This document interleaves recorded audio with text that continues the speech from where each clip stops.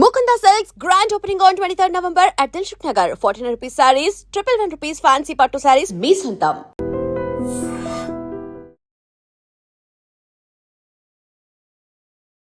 నమస్కారం, welcome to I dream media. నేటి వాస్తవంకి స్వాగతం.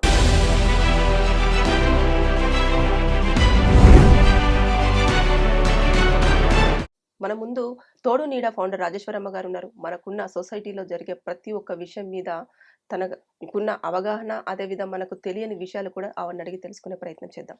అమ్మా నమస్కారం. నమస్తే సంగీత. అమ్మ, ఈ రోజుల్లో ఏ రిలేషన్షిప్లో అయినా సరే కంఫర్ట్ అనేది తగ్గిపోతుందా, లేదంటే కమిట్మెంట్ అనేది ఒక ఫ్యాషన్గా మారిందని చెప్పుకోవచ్చా? అసలు కంఫర్ట్కి ప్రేమకి ముడిపెట్టుకొని ఇప్పుడున్న కంఫర్ట్నే ప్రేమ అంటున్నారు చాలామంది. ఇప్పుడు మా దాంట్లో కూడా చాలామంది లేడీస్ వస్తారు, నన్ను అర్థం చేసుకోవాలి అంటారు. నిన్ను అర్థం చేసుకోవాలి కరెక్టే, కానీ ఆయన నువ్వెంతవరకు అర్థం చేసుకుంటున్నావు అనే దానికి జవాబు ఉండదు. అంటే నేను సినిమాకి తీసుకెళ్ళకపోతే ఆయన అర్థం చేసుకోలేదు, నువ్వు చీర కొనకపోతే ఆయన అర్థం చేసుకోలేదు. అసలు దాని అర్థం ఏంటి? కంఫర్ట్ అంటే అర్థం ఏంటి? నీకు సౌకర్యంగా ఉండాలి. నీ సౌకర్యాల కోసం అవతల వాడు ఇబ్బంది పడకూడదు కదా. ఇద్దరికీ సౌకర్యంగా ఉండే మార్గం మధ్య మార్గంగా చూసుకోవచ్చు కదా. అలా ఎవరు అనుకోరు. నా ఇష్టం, నా కోరిక, నా సంతోషం, నా కమిట్మెంటు, నా కంఫర్టు, ఇవే ముఖ్యం. అందుకని కంఫర్ట్ అనే దాంట్లో సౌకర్యం అనేది ఉన్నా కూడా అవతల వాళ్ళ పార్ట్ కూడా ఉండాలి. ఎప్పుడు కూడా రెండింటికి ఉంటాయి. చూడు, మనకి హక్కులు బాధ్యతలని చిన్నప్పుడు 6వ క్లాస్లో చదువుకున్నాం. హక్కులు ఉంటాయి. ఇప్పుడు నువ్వు డీజే పెట్టుకోవడం నీ హక్కు, కానీ అవతల వాళ్ళకి డిస్టర్బెన్స్ లేకుండా పెట్టుకోవడం నీ బాధ్యత. అది మర్చిపోతారు. ఓ డీజే ఎంత సౌండ్ పొల్యూషను, నువ్వు ఫుల్ పెట్టేసావు సౌండ్, కానీ అవతల వాళ్ళకి డిస్టర్బెన్స్ అనే ఆలోచన లేదు. అంటే ఇప్పుడు రోజులు ఎట్లా ఉన్నాయంటే నా కంఫర్ట్ ముఖ్యం. ఇప్పుడు మా ఎదురింట్లో వర్క్ జరుగుతోంది, ఎన్నిసార్లు డస్ట్ వస్తుందో. తలుపులు వేసుకుని డ్రిల్లింగ్ చేయండి అయ్యా అంటే వాడు తలుపులు బారెట్టి డ్రిల్లింగ్ చేస్తుంటాడు. ఆ డ్రిల్లింగ్ సౌండ్ మాకు డిస్టర్బెన్స్గా ఉంటుంది.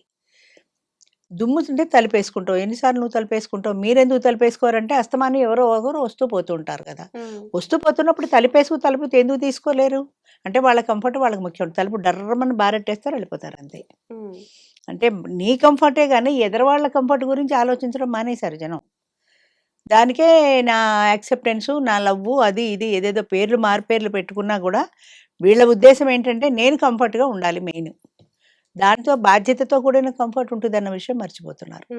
కంఫర్ట్ ఉండాల్సిందే. నీకు కంఫర్ట్గా ఉంటుంది సినిమాకి వెడితే, కానీ ఆయనకి ఇబ్బందిగా ఉండొచ్చు. ఆ రోజు ఆయనకి వేరే ప్రోగ్రాం ఉండొచ్చు. లేకపోతే నా ఇష్టాల్ని ఆయన గౌరవించలేదు, అదొకటి. నా ఇష్టాన్ని ఆయన గౌరవించలేదు. ఏదో బోడి సినిమా కోసమని ఇష్టాన్ని గౌరవించలేదు అనే పెద్ద మాట ఎందుకు?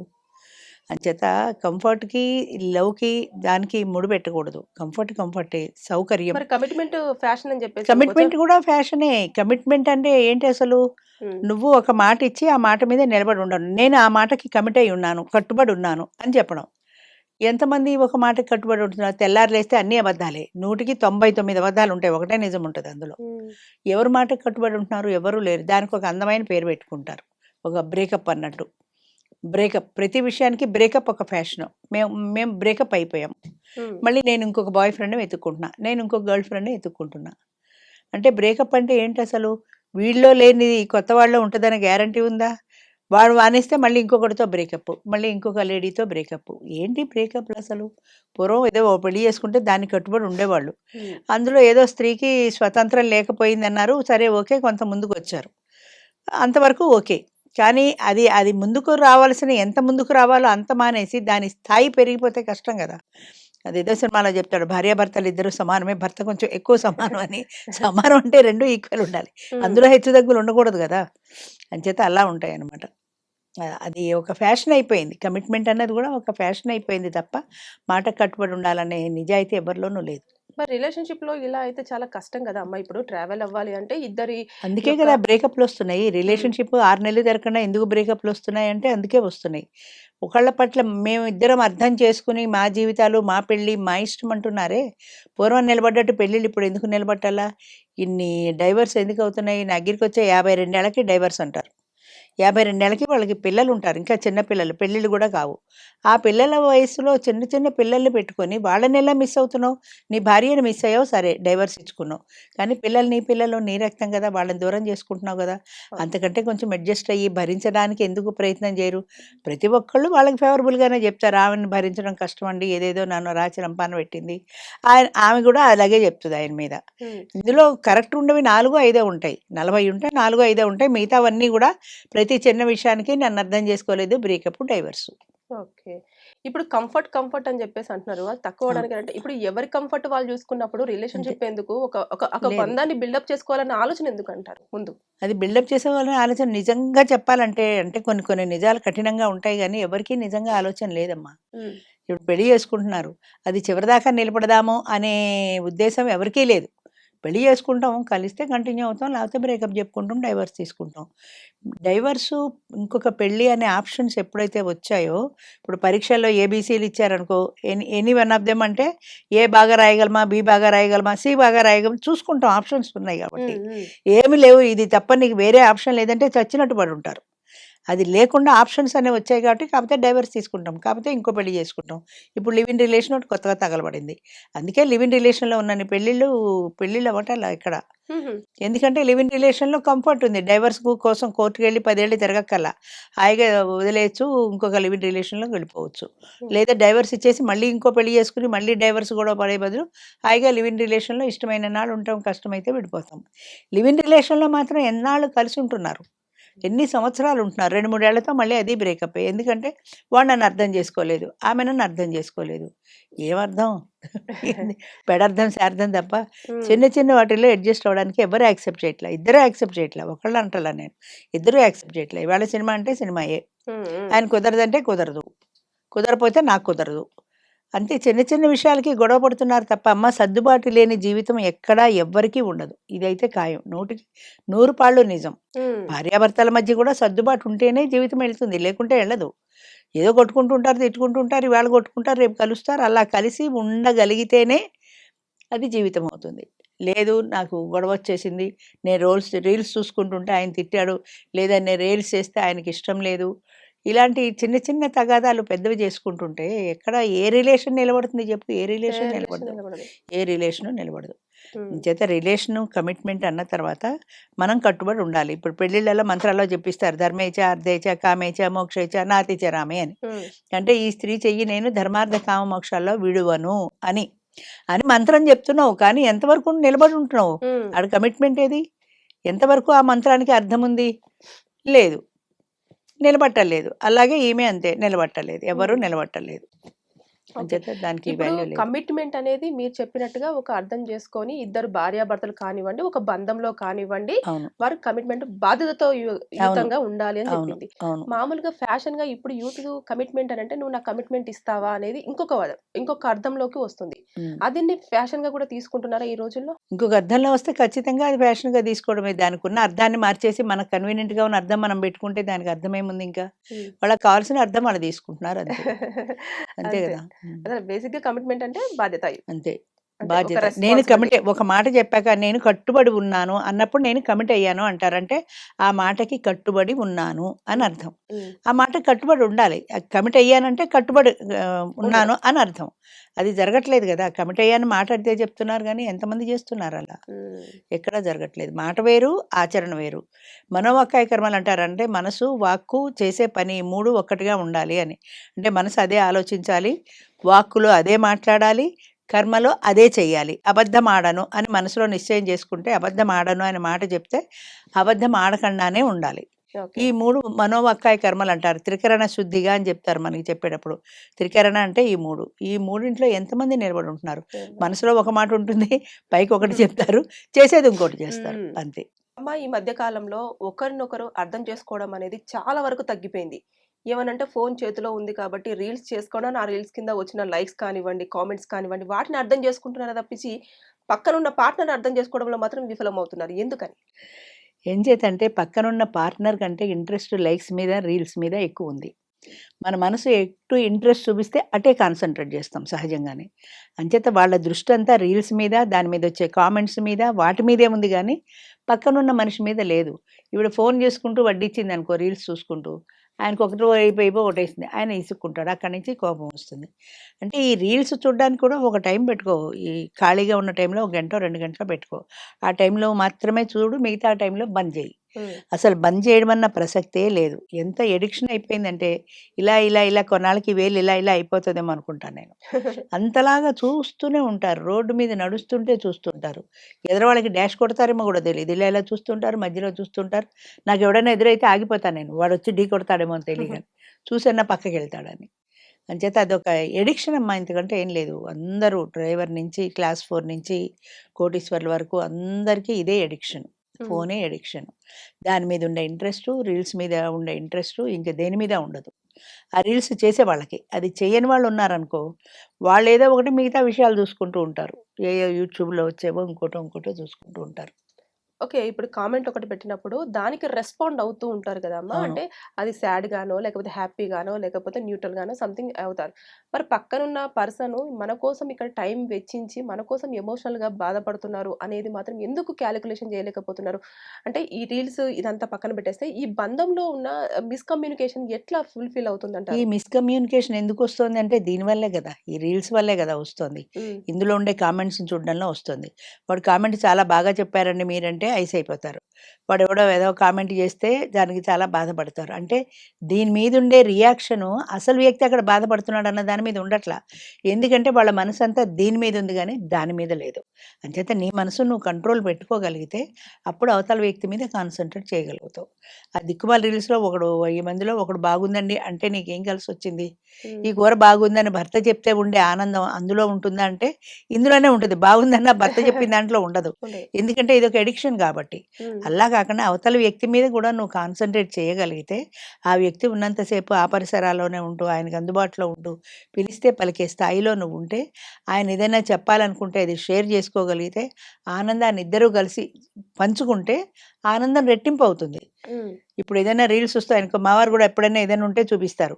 నేను వెంటనే వెళ్లి చూస్తాను. ఇద్దరం చూస్తాం బాగుంది అనుకుంటాం. హ్మ్. అలా అనుకోవటంలో ఉండే ఎఫెక్షన్ గానీ, ఎమోషన్ గానీ ఈ రీల్స్‌లో ఉండదు. నువ్వు ఎంతసేపు చేసినా కొంతమందికి అదొక అడిక్షన్ ఉంటది. అంటే బాగుంది అని మనం గూడా కామెంట్ పెడితే మన పేరు గూడా వస్తది గదా! హ్మ్. అని కామెంట్ పెడుతూ ఉంటారు. కొంతమంది నెగెటివ్‌గా కామెంట్ పెడతారు. అడుక్కుడు తిన్నట్టుంది, దరిద్రంగా ఉంది ఇలాగా. ఇలా పెడితే కొంచెం స్పెషల్‌గా ఉంటుందని. అంటే 100 మంది బాగుంది అనే కంటే ఒకడు బాగాలేదు అంటే కొంచెం ఎందుకు బాలేదు అని చూస్తారు గదా! అని అనుకుంటారు. హ్మ్. ఆ రీల్స్ చూడడం ఇష్టం. దాంట్లో కామెంట్స్ చదవడం ఇష్టం. దానికి రిప్లై ఇవ్వడం ఇష్టం. ఇప్పుడు ఈ వంటలవి చేస్తూ ఉంటారు యూట్యూబ్‌లో. వాళ్ళు బాగుందా? మీది బాగుంటే లైక్ కొట్టండి. మీరు గూడా ఇలా చేశారా? ఎలా వచ్చిందో కామెంట్స్‌లో పెట్టండి అంటూ ఉంటారు. ఓ అప్పలం ఎవరో పెడుతది. చాలా బావుందండి. నేను గూడా చేశాను అని. ఇంకొక ఆవిడ పెడతది బాగాలేదు అని. హ్మ్. ఆవిడ ఎందుకు బాగాలేదందో అని ఈవిడ బాధపడుతుంటది. ఆవిడ బాగా ఉంది అంటే ఆనందపడుతూ ఉంటుంది. హ్మ్. అంటే ఈ ఎమోషన్స్ ఇదంతా గూడా ఈ టెంపరరీ వాటి మీదకెళ్తోంది గానీ, జీవితాంతం నీతో కలిసి ఉండే మనిషితో ఆ ఎమోషన్స్ ఎందుకు పంచుకోవు? ఆ ఎగ్జాక్ట్‌లీ. మనిషితో ఎందుకు షేర్ చేసుకోవు? కొద్ది రోజులు షేర్ చేసుకో చూడు ఆనందం ఏంటో నీకే తెలుస్తుంది. హ్మ్. అస్సలు ఇంట్రెస్ట్ లేదు. మా ఆయన ఏం చీర కట్టుకున్నా బాలేదంటాడు. ఓ చీర కట్టుకుని ఒక సెల్ఫీ తీసుకొని యూట్యూబ్‌లో పెట్టి ఎంత బావుందో అని ఎవరైనా కామెంట్ చేస్తే బోలెడు ఆనందం. హ్మ్. మా ఆయన ఎప్పుడు చెప్పడు కదా! రీల్స్‌లో అయితే వాళ్ళు చెప్తున్నారు. ఈయన చెప్పడు మరేం చేస్తాం? హ్మ్. చెప్పడనుకో నిజమే కరెక్టే. కానీ ఈ ఆనందం శాశ్వతమైంది కాదు. అది శాశ్వతమైంది అన్న వ్యక్తి గుర్తించినాడు దీనికి తగ్గుతారు, దానికి పెరుగుతారు. అది లేదు. అది లేదు గాబట్టే వ్యక్తిగత ఇష్టాలు, నా ఇష్టము, నా సంతోషం, నా రీల్సు, నా కామెంట్సు అని వాళ్ళ ప్రపంచాన్ని వాళ్ళే ఒకటి సృష్టించేసుకొని, ఈ ఇద్దరు కలిసి ఉండే బంధంలోంచి దూరం అయిపోతున్నారు. వాళ్ళు దూరం అయిపోతున్నారు. హ్మ్. హ్మ్. అంచేత ఈయన ఎంతవరకు దగ్గరవ్వడానికి ప్రయత్నం చేస్తాడు. ఓసారి చూస్తాడు, 2 సార్లు చూస్తాడు. మూడోసారి ఈయన దారిన ఈయనే ఎళ్ళిపోతాడు. ఆయన దారిన ఆయన ఎవరినో ఎతుక్కుంటాడు. అంతే. అంచేత బంధాలు నిలబడకపోవడానికి ప్రధానమైన కారణం ఇవి ఇప్పుడు ఈ రీల్స్ గానీ, కామెంట్స్ గానీ, దాన్నేమంటారు ఈ యూట్యూబ్‌కి ఎడిక్ట్ అయిపోవడం అన్నది. హ్మ్. హ్మ్. దాన్ని తీసి పక్కన పెట్టితే పిల్లల మీద కాన్సంట్రేట్ జేస్తారు. భర్త మీద కాన్సంట్రేట్ జేస్తారు. ఒక కుటుంబం అన్నది ఉంది కదా! ఉంది. ప్రాధాన్యత దానికివ్వాలి. దాని తర్వాత మిగతా టైం ఉంటే ఏమన్నా జేసుకో. కానీ ఈ కుటుంబంలో ఉండే విలువలు, పిల్లలు, ఎడ్యుకేషను, భర్త ఆనందం ఇవన్నీ వదిలేసి మనం రీల్స్‌లో కూర్చుంటే ఎంతవరకు ఆ ఆనందం మీకు? ఆ ప్రపంచం అంటే నీ ప్రపంచాన్ని నువ్వు వేరు జేసుకుంటున్నావు. ఫ్యామిలీ నుంచి నువ్వు సెపరేట్ అవుతున్నావు. నువ్వు సెపరేట్ అయ్యి నీ రీల్స్ ప్రపంచంలో, నీ కామెంట్స్ ప్రపంచంలో మునిగిపోతున్నావు. ఇక్కడ ఎంత అర్థం చేసుకోవడం అనేది అసలు తగ్గిపోతుంది. పోయింది. పూర్తిగా పోయిందది. అంచేత నీ బంధం నిలబడాలి అంటే, నీ భర్త, నీ పిల్లలు, నీ పరివారం దానికి ప్రయారిటీ ఉండాలి. చూసుకో తప్పులేదు. కానీ ప్రయారిటీ దానికి ఇవ్వాలి. వీటికి మానేసి. కానీ వీటికి ప్రయారిటీ ఇచ్చి టైం ఉంటే మా ఆయనతో మాట్లాడతా, టైం ఉంటే నా పిల్లలతో మాట్లాడతా అంటే ఏమవుతుంది? అంచేత మన చేజేతులారా మనమే చెడగొట్టుకుంటున్నాం ఇది బంధాన్ని. కొంతమంది సింగిల్ గా అంటే ఒకరికి ఇష్టం ఉంటుంది, ఒకరికి ఇష్టం ఉండదు, అలా చూసుకుంటారు. కొంతమంది అయితే మొత్తం ఫ్యామిలీ అంతా కూడా ఒక టైం పెట్టేసుకొని మరి రీల్స్ చేసేస్తూ కింద కామెంట్స్ అంతా కూడా చేస్తారు. దాంట్లో వారి మధ్యలో బాండ్ చాలా గట్టిగా ఉన్నట్టని మనం భావించవచ్చు. ఉన్నట్టు కాదు. కేవలం ఈ పర్టికులర్ పాయింట్లో మాత్రమే గట్టిగా ఉంది. ఎందుకంటే ఇది తీయడంలో, దీనికి కామెంట్స్ వేయడంలో కొంతమంది కలుస్తున్నారు. ఫ్యామిలీలో వాళ్ళు కలిసి చేస్తున్నారు. ఈ వర్క్ మీద ఉన్న ఇంట్రెస్ట్ ఫ్యామిలీ మీద చూపించరు వాళ్ళు కూడా. కేవలం ఈ రీల్స్ చేయడంలో, ఈ కామెంట్స్ పెట్టడంలో, నేను రీల్ చేసే కామెంట్ పెట్టానంటే అందరూ చాలా బాగుందని ఫ్యామిలీలో 10 మంది పెడతారు. నాకు 10 కామెంట్స్ వచ్చాయి కదా అనుకుంటారు. కానీ వాళ్ళందరూ రొటీన్గా పెడుతున్నారు. మనస్ఫూర్తిగా అయితే పెట్టడం లేదు కదా. నువ్వు చేసావు కాబట్టి దాన్ని బాగుందని ఎంకరేజ్ చేయాలి కాబట్టి అబ్బో చాలా బాగుంది అని పెడతారు. అంచేత దానివల్ల నీ బంధం ప్రత్యేకంగా నిలబడదు. నీ బంధం ఎప్పుడు నిలబడుతుందంటే దాని మీద నువ్వు దృష్టి తగ్గించి దీని మీద పెంచినప్పుడు మాత్రమే నిలబడుతుంది. Family values, family relations, family emotions ఇవన్నీ కలిపి ఇటు ప్రాధాన్యత పెరిగినప్పుడు వస్తుంది. దాని మీద కాకుండా నీ దృష్టి ఇక్కడ ఉన్నప్పుడు నువ్వు ఏం చేసినా రాదు. అంతే. సో అందుకని చెప్పేసి ఈ మధ్య కాలంలో సోషల్ మీడియాకు ఉన్నంత ఇంపార్టెన్స్ తగ్గించేసి లేదు. ఎలాగైనా సరే ఇప్పుడు కుటుంబం మీద ఎక్కువగా ఆసక్తి పెట్టాలి. చూపిస్తారు. పెడితేనే నీ కుటుంబ బంధం నిలబడుతుంది అంటున్నాను. కుటుంబ బంధం నిలబడాలంటే కొన్ని వాల్యూస్ ఉంటాయి, కొన్ని బాధ్యతలు ఉంటాయి. అదే చెప్పాను ఇందాక, బాధ్యతలు, హక్కులు, పరస్పర పోషకాలని ఒక నాణానికి బొమ్మ బొరుసు లాంటివి. చిన్నప్పుడు చదువుకున్నాం. నీ హక్కులు ఎలా ఉన్నాయో బాధ్యతలు కూడా అలాగే ఉన్నాయి. హక్కులతో పాటు నీ బాధ్యత కూడా నువ్వు వహించాలి. నీ బాధ్యతను మానేసి నాకు ఈ హక్కు ఉంది, నాకు ఈ హక్కు ఉంది అనుకుంటే ఎలాగా? దాని వెనక బాధ్యత కూడా ఉంది కదా. ఇందాక చెప్పాను, డీజే పెట్టి నువ్వు ఫుల్ సౌండ్ పెట్టేయడం నీ హక్కే. కానీ ఇతరులకు ఇబ్బంది కలగకుండా చేయడం నీ బాధ్యత. అది కూడా ఉంది కదా. ఆ బాధ్యతలు మర్చిపోతున్నారు జనం. అంచేత నాకున్న హక్కుల్ని ఉపయోగించుకుంటున్నాను తప్ప బాధ్యతల్ని విస్మరిస్తున్నారు కాబట్టే ప్రాధాన్యతలు అనవసరంగా పెరిగిపోతున్నాయి అక్కర్లేని వాటికి. నిజంగా ప్రాణం ఉన్న మనుషులతో మాట్లాడితే ఉండే ఆనందం మరి దాంట్లోనే ఎక్కువ ఆనందం పొందుతున్నారు. ప్రాణం లేని సెల్ ఫోన్ మీద, ప్రాణం లేని బిజీ మీడియా మీద. షెడ్యూల్ వల్ల అని చెప్పేసి అనుకోవచ్చా అమ్మా ఇది? బిజీ షెడ్యూల్ ఏముందమ్మా? బిజీ షెడ్యూల్ ఎంతవరకు ఉంది? అసలు వాళ్ళు ఏం చేస్తున్నారని? హౌస్ వైఫ్స్ ఉన్నారు. ఇంట్లో పని అయిపోయాక మధ్యాహ్నం అంతా ఖాళీ. పిల్లలు స్కూల్కి వెళ్ళిపోతారు, ఆయన ఆఫీస్కి వెళ్ళిపోతాడు. ఏం చేస్తారు? మిగతా టైం ఏం చేస్తారు? బిజీ షెడ్యూల్ ఎక్కడుంది? అంచేత బిజీ షెడ్యూల్ లేదు. వాళ్ళ దృష్టి వీటి మీద ఉంది అంతే. ఎడిక్షన్ అది. ఈ యూట్యూబ్ మీద ఉండే దృష్టి, రీల్స్ మీద ఉండే దృష్టి, కామెంట్స్ మీద ఉండే దృష్టి, దాని మీద పెట్టుకుంటే పిల్లలు బాగుపడతారు. పిల్లలు, చిన్న చిన్న పిల్లలు దొంగతనాలకి లేదా డ్రగ్స్కి అలవాటు అయిపోతున్నారు. మైనారిటీ తేరిన పిల్లలు డ్రైవింగ్ చేసి పట్టుబడుతున్నారు. ఇవన్నీ ఎందుకు వస్తున్నాయి? మీరు పిల్లల మీద దృష్టి పెట్టక. మేము చాలా బిజీ, ఇద్దరం ఎంప్లాయీస్. ఓకే, ఇద్దరు ఎంప్లాయీస్ అగ్రేడ్. సాయంత్రం ఇంటికి వస్తారు. ఇంటికి వచ్చిన తర్వాత ఎంతసేపు మీరు పిల్లలతో స్పెండ్ చేస్తున్నారు? మిగిలిన టైం రీల్స్ చేసుకుంటూ కూర్చోబోతే దాన్ని పక్కన పడేసి కాస్త పిల్లాడు చదువుతున్నాడా లేదా, వాడు ఏం చేస్తున్నాడో చూసుకోవచ్చు కదా.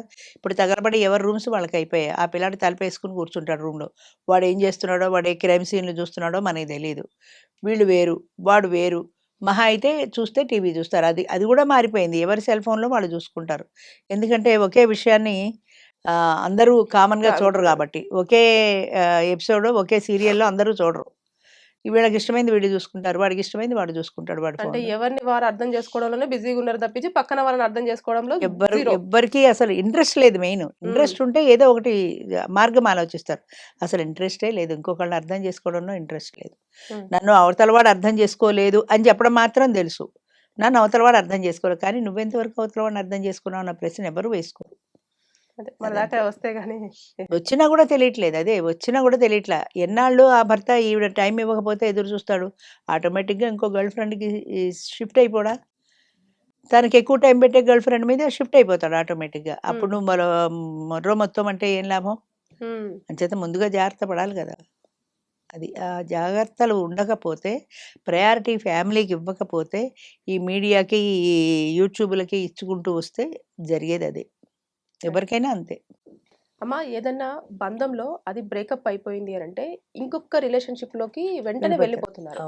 అది వాళ్ళు హీలింగ్ చేసుకోవడం కోసమా, లేదు అంటే ఆ రిలేషన్షిప్ నుంచి ఎస్కేపింగ్ అవ్వడం కోసమా? ఇది హీలింగ్ కాదు, చెప్పాలంటే ఎస్కేపిజం అనే చెప్పుకోవాలి. ఇప్పుడు అనకూడదు కానీ మగవాళ్ళు చాలామంది వాళ్ళ మనసు బాగాలేకపోతే వాళ్ళు చేసే పని ఏంటి చెప్పి, ఇంటికి వెళ్ళి లేదా బార్కి వెళ్ళి డ్రింక్ తాగుతారు. ఇవాళ వర్షం వచ్చింది డ్రింక్, ఇవాళ ఎండ ఎక్కువగా ఉంది బీరు, లేదా ఫ్రెండ్స్ కలిసాం డ్రింకు. ఇది ఇప్పుడు ఆడవాళ్ళు కూడా మొదలుపెట్టారనుకో, అది ఎస్కేపిజమే కదా. నా మనసులో బాధగా ఉంది, నా బాధ తగ్గడానికి డ్రింక్ తాగుతున్నా. ఉమ్, దేవదాసులు కథలో లాగా ఉమ్, నీ బాధ తగ్గడానికి డ్రింకే నీకు ఒక, దాన్ని ఏమంటే ఒక టాబ్లెట్ లాగా, ఒక మంద అది. బాధ తగ్గడానికి నిన్ను నువ్వు హీల్ చేసుకునే ప్రయత్నం ఎందుకు చెయ్యవు? అందులో నా తప్పేముంది ఇలా జరగడానికి అని ఎందుకు ఆలోచించుకోవు? నీ మనసులో పట్టుదలేది, బలహీనత, వెంటనే బార్కి పరిగెట్టిపోతారు అంతే. ఉమ్, అంటే నీకు వచ్చిన బాధని తట్టుకోవడానికి ఇది ఒకటే మందు కాదు. అది నీ కాన్ఫిడెన్స్ నీకు ఉండాలి. నేను ఎక్కడ తప్పు చేశానా అని అనుకోవాలి. నిజంగా నువ్వు తప్పు చేస్తే దాన్ని సరిదిద్దుకునే ప్రయత్నం చేయాలి. అది ఎవ్వరూ చేయరు, ఎవ్వరూ చేయరు. ఆడవాళ్ళు చేయరు, మగవాళ్ళు చేయరు. అందరికీ చేతనైంది ఒకటే డ్రింక్. ఉమ్. అలాగా ఏదో జరిగావు నువ్వు రిలేషన్షిప్ ఎస్కేపిజం. అంటే ఒక రిలేషన్ రిలేషన్షిప్ బ్రేక్ ఇప్పుడు అవ్వగానే ఈమెతో ఇంకొకరిని. ఉమ్, చాయిస్ అమ్మా, దీనికి ఏబీసీ చాయిస్ ఉన్నట్టు ఈమెతో రిలేషన్షిప్ చెడిపోతే ఇంకొక రిలేషన్షిప్లోకి వెళ్ళడానికి అక్కడ చాయిస్ రెడీ ఉంది నీకు, ఉమ్, కాబట్టి వెళ్తున్నావు. అక్కడ పూర్వం ఎందుకు వెళ్ళలేదు? పూర్వం అందరూ దాదాపుగా దాంపత్య జీవితంలో ఉన్నవాళ్ళే. ఈ దంపతులు కాదని ఇంకొక ఆవిడ దగ్గరికి వెళ్ళే అవకాశమే లేదు ఇది వరకు. చచ్చినట్టు కష్టమో సుఖమో ఈ పెళ్ళంతో భరించాల్సిందే, ఈ మొగుడితో భరించాల్సిందే. ఉమ్, ఇప్పుడు చాయిస్ వచ్చింది కదా. ఉమ్. వీడు కాకపోతే ఇంకో రిలేషన్లోకి వెళ్ళిపోతా, ఇది కాకపోతే ఇంకో రిలేషన్లోకి వెళ్ళిపోతా. అది హీలింగ్ అనుకుంటున్నారు కానీ అది హీలింగ్ కాదు. అంటే ఆ ఇట్ టైంలో ఈస్ నథింగ్ బట్ ఎస్కేపిజం. ఆ టైంలో వాళ్ళు కొంచెము బాధలో ఉన్నారు కాబట్టి ఎదుటి వాళ్ళు వచ్చేసి కొంచెం మంచి మాటలు చెప్పేసి ఓదార్పులాగా ఉండడం, దాన్ని కొంచెం వాళ్ళు అంచేత కన్సర్న్ అనుకొని ఫీల్ అంచేత అది కన్సర్న్ అని అనుకోవడం నీ తప్పు. నువ్వు ఖాళీ టికెట్ కాబట్టి ఆవిడేదో నిన్ను ఓదారుస్తుంది. ఒకళ్ళు ఓదార్చినంత మాత్రాన వాళ్ళు నా పట్ల ఇంట్రెస్ట్ చూపిస్తున్నారు అనుకోవడం కూడా అమాయకత్వమో, దాన్ని మూర్ఖత్వం అనాలో తెలీదు. వాళ్ళ అవసరం కోసం వాళ్ళు నీ దగ్గరికి వచ్చారు. వాళ్ళు ఒంటరిగా ఉన్నారు కాబట్టి. నిన్ను హీల్ చేయడంలో వాళ్ళు టైం పెట్టారు. కరెక్టే. కానీ అంత మాత్రాన ఆమె నా కోసం టైం పెట్టింది అని ఆమె వైపుకి వెళ్ళిపోవడం ఎంతవరకు సమంజసం? నీకున్న బాధ్యతలేంటో, నీకున్న రైట్స్ ఏంటో, నీకున్న డ్యూటీస్ ఏంటో ముందు చూసుకోవాలి. నీ పార్ట్నర్‌తో నీకెందుకు విభేదం వచ్చింది అని కాకుండా సొల్యూషన్ ఒక్కటైనా ఇంకో దానికి వెళ్ళిపోవడం. అదొకటే సొల్యూషనా? ఈవిడ బ్రేకప్ చెప్పాడు, ఇంకొక దానికి వెళ్ళిపోవడం. ఏమన్నా అంటే నాకు ఇదే సొల్యూషను. నా పట్ల ఆమె కన్సర్న్ చూపించింది. చూపించింది ఎన్నాళ్ళు చూపిస్తుంది? నువ్వు కలిసి ఉన్నప్పుడు ఎందుకు చూపించలే ఆవిడ? నీకు ఆల్రెడీ ఇక్కడ సీట్ ఖాళీ లేదు కాబట్టి. ఇప్పుడు సీట్ ఖాళీ అయిందనంగానే ఆవిడ ఎక్కువ కన్సర్న్ చూపించింది. అది చాలా పొరపాటమ్మా. అంటే మీ ఇద్దరి మధ్యన ఉండే విభేదాలను ఆసరాగా చేసుకొని థర్డ్ పార్టీ ఎంటర్ అవుతున్నారు అంటే అది నీకొక హెచ్చరిక. అంటే మూడో వాళ్ళు నా కోసం ప్రయత్నం చేస్తున్నారు అని నువ్వు స్ట్రాంగ్‌గా ఉండడం పోయి నువ్వే అటువైపుకి మళ్ళుతుంటే ఈజీగా దొరికిపోతావు కదా. ఈజీగా వెళ్ళిపోతారు. ఇటు బ్రేకప్, ఈ విభేదాలు పెరిగిపోతాయి. అటు దగ్గర అవుతున్న కొద్దీ ఇటు దూరం అవుతాడు ఆటోమేటిక్‌గా. రిజల్ట్ ఏమవుతుంది? ఈడ బ్రేకప్ వచ్చేస్తుంది. ఇది మర్చిపోవడానికి ఇంకొక ఆమెకి దగ్గరవుతాడు. ఓకే. అయ్యే వరకే అది. అయిన తర్వాత అక్కడ రావా విభేదాలు? వస్తాయి. అక్కడ వస్తాయి కదా. అప్పుడేం చేస్తావు? మూడో మనిషికెళ్తావు. 3 కాకపోతే 4 ఇలా ఎంతమందిని మారుస్తావు? చేత స్టార్టింగ్‌లో నీలోనే ప్రాబ్లమ్ ఉన్నప్పుడు నువ్వు ఎంతమందిని మార్చినా కూడా ఈ ప్రాబ్లమ్ సాల్వ్ కాదు. అంచేత ఈ ప్రాబ్లమ్‌కి సొల్యూషన్ ఏంటో ఆలోచించుకొని మొట్టమొదటి దానికి స్టిక్ అయ్యి ఉండడానికి ప్రయత్నం చేయి. నా దగ్గరికి వచ్చే డైవర్స్ వాళ్ళకి కూడా నేను అదే చెప్తాను. ఇప్పుడు 52 ఏళ్ళకి నువ్వు డైవర్స్ ఇచ్చేసావయ్యా. నీ పిల్లలున్నారు. వాళ్ళని ఎలా మర్చిపోగలుగుతున్నావు? ఇప్పుడు ఇంకొక పెళ్లి చేసుకుంటావు. ఓకే. అగ్రీడ్. ఆమెతో విభేదం వచ్చి ఈమెను చేసుకున్నావు.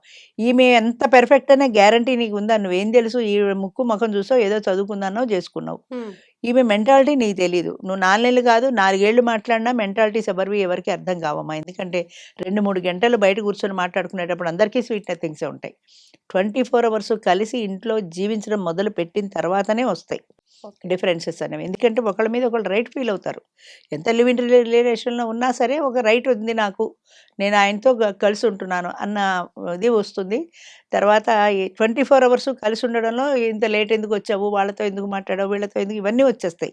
నువ్వు మాట్లాడే 2, 3 గంటలు అదే బిఫోర్ మ్యారేజ్ బయట లేదా బిఫోర్ లివ్ ఇన్ రిలేషన్ బయట కలిసావు 2, 3 గంటలే ఉంటారు. ఆ 2, 3 గంటలు అన్ని స్వీట్ థింగ్సే మాట్లాడుకుంటారు. ఇవన్నీ ఉండవు కదా. అంచేత అది అర్థం చేసుకోవాలి. ఇంకొక లివ్ ఇన్ రిలేషన్‌కో, ఇంకొక మ్యారేజ్‌కో నువ్వు వెళ్ళినంత మాత్రాన ఆమె 100కి 100 పాళ్ళు పర్ఫెక్ట్ అనే నమ్మకం నీకుందా? లేదు కదా. మరెందుకయ్యా అలాంటప్పుడు ఉన్న ఆవిడతోటే సర్దుకోవచ్చు కదా. అది నేను చేసే కార్యక్రమానికి వ్యతిరేకమైనా కూడా నేను అది చెప్పడం మానను. ఎందుకంటే ఇప్పుడు కొత్త ఆమెని చేసుకున్నంత మాత్రాన చూస్తదనే గ్యారంటీ లేదు. లేదా నీ పిల్లలే నీ దగ్గరే ఉన్నారు. ఆ పిల్లల్ని ఆవిడ చూస్తదనే గ్యారంటీ లేదు. అలాంటప్పుడు ఉన్న భార్యతోటే సర్దుకుంటే పోతుందేమో, కొంచెం ఇంకొకసారి ప్రయత్నం చేయి, ఇంకొకసారి ఆలోచించు అని చెప్తే, లేదు మేడం ఆవిడతో చాలా కష్టం అండి అంటారు. అది నీ కర్మ, నువ్వు అనుభవించు, మనం ఏం చేస్తాం. అంచేత ఏంటంటే అది ఒకటి బ్రేకప్ అయిపోతే రెండో లివ్ ఇన్ రిలేషన్‌కి వెళ్ళిపోవడం అనేది ఒక ఆప్షన్ అక్కడ రెడీగా ఉంది కాబట్టి వెళ్ళిపోతున్నారు. హ్మ్. అది లేకపోతే ఏం చేస్తారు? అది లేకపోతే ఉన్నదాంతో అంటే అది సర్దుకొని హీల్ ప్రయత్నించరా? చేసుకోవడానికి కాదు. అంటే ఈ బాధని అది it is nothing but escapism. అది హ్మ్. ఎస్కేపిజం ఒక్కటే. అది హీల్ చేస్తదని అనుకుంటే, హీల్ చేస్తే నువ్వు వెళ్ళి డ్రింక్ తాగుతావు. ఇవాల్టి వరకు ఆ డ్రింక్ బాగుంది, మత్తుగా పడుకున్నావు. మొన్నటి పొద్దున్న నీ ప్రాబ్లమ్ ఎక్కడికి పోయింది? తాత్కాలికంగా పక్కకెళ్ళింది మళ్ళీ. నీ నిషా దిగిపోగానే మళ్ళీ ప్రాబ్లమ్ ప్రత్యక్షమైంది గదా! హ్మ్. హ్మ్. అంచేత అది దేనివల్ల హీల్ గాదు. నిన్ను నువ్వు సంస్కరించుకుంటే అవుతుంది. నీలో ప్రాబ్లమ్స్ ఏమున్నాయి? ఎందుకని డిఫరెన్సెస్ వచ్చాయి? ఆవిడతో కూర్చో, ఆవిడతో మాట్లాడుకో. నీకే ప్రాబ్లమ్ వచ్చింది నా నుంచి? నేనేం చేస్తే ఆ ప్రాబ్లమ్ సాల్వ్ అవుతుంది? లేదా నీ నుంచి నాకు ఈ ప్రాబ్లమ్ ఉంది. ఇది నువ్వు సర్దుకోగలవా? ఇది నువ్వు తగ్గించుకోగలవా? అలా కూర్చొని మాట్లాడుకొని పరిష్కారం చేసుకోవాల్సిన సమస్యల్ని గూడా రోడ్డున పెట్టుకుంటున్నారు. లేదా డైవర్స్ తీసుకుంటున్నారు. లేదా సెపరేట్ అయిపోయి ఇంకొక మనిషి దగ్గరికి ఈజీగా వెళ్ళిపోతున్నారు. వెళ్ళిపోయిన కొత్తల్లో కొత్త మోజు కొన్నాళ్ళు బానే ఉంటుంది. తర్వాత ఎన్నాళ్ళు బావుంటుందది? అది హ్మ్. తీరిపోయిన తర్వాత ఏం చేస్తావు? ఆమెతో గొడవలొస్తాయి. ఆయన ఎవరో అంటే నా దగ్గర ఇప్పుడు చెప్పాను కదా! హ్మ్. చెప్పండి. చెప్పండి. అదే నలుగురిని మార్చాడు లివ్ ఇన్ రిలేషన్‌లో. ఎంతమందితో ఉన్నా లివ్ ఇన్ రిలేషన్ అంతే ఉంటుంది. అది అర్థం కావాలి. అది అర్థం కావటం లేదు. కాబట్టి ఈవిడతో లివ్ ఇన్ రిలేషన్, ఈవిడ కాకపోతే ఇంకొక ఆవిడ, ఇంకొక ఆవిడ కాకపోతే ఇంకొక ఆవిడ. ఆప్షన్స్ ఉన్నాయి గదా! ఆడవాళ్ళు గూడా ఆప్షన్‌లు దొరుకుతున్నారు రెడీగా. ఇదివరకు దొరికేవాళ్ళు గాదు. హ్మ్. ఒక భార్య, ఒక భర్త అంటే కట్టుబడి ఉండడమే. ఎవరు వేకెన్సీలు ఖాళీగా లేరు. ఇప్పుడు అందరూ ఖాళీగా ఉన్నారు కాబట్టి రెడీగా ఇంకొక మనిషి దొరుకుతోంది. ఉద్యోగ అవకాశాలు. ఆడ, మగ ఉద్యోగాలు చేస్తున్నారు. ఆఫీసులో కలిసి పని చేస్తున్నారు. కలిసి పని చేస్తున్నప్పుడు అంతో ఇంతో కలిసి మాట్లాడుకుంటారు. అంచేత ఈవిడ కాకపోతే ఆఫీస్‌లో ఎవరో ఉంది సమెక్స్. ఈవిడ కాకపోతే ఇంకొక ఆఫీస్‌లో ఆవిడ నాకు ఎక్కువ ఫోన్‌లు చేస్తూ ఉంటది. ఈ హ్మ్. ఫోన్‌లు, ఈ ఇదేంటివి రీల్సు, ఈ కామెంట్సు ఇవి వచ్చిన తర్వాత జనాల్లో విచ్చలవిడితనం పెరిగిపోయింది. హ్మ్. ఆఫీసుల్లో దొరుకుతారు, బయట దొరుకుతారు, క్లబ్బుల్లో దొరుకుతారు, పబ్బుల్లో దొరుకుతారు, ఎక్కడో అక్కడ దొరుకుతారు. ఆప్షన్ ఉంది గదా మాకు. ఉన్నప్పుడు ఈవిడతోటే ఎందుకు వెళ్ళాడాలి బ్రేకప్ వస్తే? హ్మ్. అంతే. అంచేత ఈ విచ్చలవిడితనానికి సగం చాయిస్ కారణం. అంతే తప్పించి రిలేషన్‌షిప్ బ్రేక్ అయిన వెంటనే హీలింగ్ అనో, అబ్బే! లేకపోతే హీలింగ్ లేదు, కన్సర్నో నా బొంద లేదు. It just is escape nothing చేసుకొని బట్ ఎస్కేపిజం. హ్మ్. తప్పించుకునే మార్గం ఒక అందమైన ఒక మాట చెప్తున్నారంతే. హ్మ్. హీలింగ్ అని. కాదు. అది హీలింగ్, దానివల్ల హీలింగ్ రాదు గూడా. ఇప్పుడు డ్రింక్ దిగితే తాత్కాలిక ప్రభావం ఎలా ఉంటదో, సేమ్ ఈ అంతే. హీలింగ్ గూడా అంతే. ఇంకొక లేడీతో వెడితే తాత్కాలికంగా బానే ఉంటది కొద్ది రోజులు. హ్మ్. ఆ తర్వాత మళ్ళీ నీ సమస్య నీదే. క్వెషనింగ్ చేయనంత వరకే ఆ రిలేషన్‌షిప్ బావుంటదేమో. ఎప్పుడైతే క్వెషన్ స్టార్ట్ అవుతుందో ఇంకప్పుడు అప్పుడే పోతుందది. అది అంతే. పోతుంది. అంతే. ఏదైనా అంతే. అమ్మ ఈ రోజుల్లో బంధాలలో ఏదన్నా పొరపాటు జరిగింది అంటే ఎవరిది పొరపాటు అన్నది పక్కన పెట్టేస్తే బ్లేమ్ జేసుకోవడమే ఒకరినొకరు బ్లేమ్ జేసుకోవడమే ఖచ్చితంగా. ఎక్కువైపోతుంది అని జెప్పేసి మనం భావించొచ్చా? ఖచ్చితంగా. అందులో ఎలాంటి సందేహం లేదు. హ్మ్. ఎందుకంటే ఎవరు ఎవరిది తప్పని ఒప్పుకోరు. ఇప్పుడు నాది తప్పని నేను చస్తే ఒప్పుకోను. దానికి తగినట్టుగా నేనేదో ఒకటి చేస్తూనే ఉంటా. దానివల్ల అలా అయింది, దీనివల్ల ఇలా అయిందని. అంతే తప్ప నా పొరపాటు వల్ల ఇలా అయిందని ఒప్పుకోను గదా! ఇగో ప్రాబ్లమ్ వస్తది అక్కడ, నేనెందుకు ఒప్పుకోవాలని. హ్మ్. హ్మ్. అలాగే భార్యాభర్తలైనా రిలేషన్‌లో ఉన్నా, ఏ ఇద్దరి మధ్యన ఉన్నా గూడా హ్మ్. ఎవరు ఎవరి తప్పుని అంగీకరించడానికి ఒప్పుకోరు. హ్మ్. అక్కడ ఇగో ప్రాబ్లమ్ ఉంటది. అంతే. ఇగో ప్రాబ్లమ్ వల్ల బ్లేమ్ ఒప్పుకోరు. జేసుకుంటూ బ్లేమ్ ఉంటారైతే. జేసుకుంటూ ఉంటారంతే. ఆమె ఎలా చేసిందని, ఇప్పుడు ఈయనెలా భార్యాభర్తల చేసింది. మధ్యలో ఎలా ఉంటుంది? అదే లవర్స్ విషయంలో ఎలా ఉంటుంది? ఒకసారి మనం డిస్కస్ జేస్తే ఎలా ఉంటుందమ్మా? అంటే అదే భార్యాభర్తలైనా, లవర్స్ అయినా ఇప్పుడు లవర్స్ గూడా పేరుకి భార్యాభర్తల కిందే లెక్క గదా! అఫీషియల్‌గా వాళ్ళు వివాహం చేసుకోపోయినా ఇద్దరూ కలిసి ఎప్పుడైతే ఉంటున్నారో, భార్యాభర్తలకి ఇంకా అవకాశం ఎక్కువుంటుంది. 24 అవర్స్ ఒకే ఇంట్లో ఉంటారు గాబట్టి, హ్మ్. ఒకరినొకరు బ్లేమ్ జేసుకునే అవకాశం ఎలా ఉంటుంది? ఎక్కువుంటుంది. అంటే నువ్వు లేట్‌గా వచ్చావు, నువ్వు లేట్‌గా లేచావు, నువ్వు ఇలా లేజీగా కూర్చున్నావు, సండే గదా! ఎక్కడికైనా ఎడదామంటే తీసుకెళ్ళలేదు. ఇలా ఆవిడ బ్లేమ్స్ ఏవో ఆవిడకుంటాయి. ఈయన బ్లేమ్స్ ఏవో ఈయనకుంటాయి. ఇవాళ సండే గదా! కాస్త స్పెషల్ ఏమన్నా చేస్తదేమో అంటే, ఇవాళ సండేనే వంట చేయను, హోటల్‌కి పోదామంది, సినిమాకి పోదామంది, ఆదివారం ఉన్న ఒక్కరోజు రెస్ట్ తీసుకోకుండా హోటళ్ళకి, సినిమాలకి పోతే నాకు రెస్ట్ ఏముంటది అని ఆయన బ్లేమ్ జేస్తాడు. హ్మ్. ఆయన్నడిగితే 100 జెప్తాడు ఆవిడ మీద. ఆవిడనడిగితే ఆవిడ 100 జెప్తది ఆయన మీద.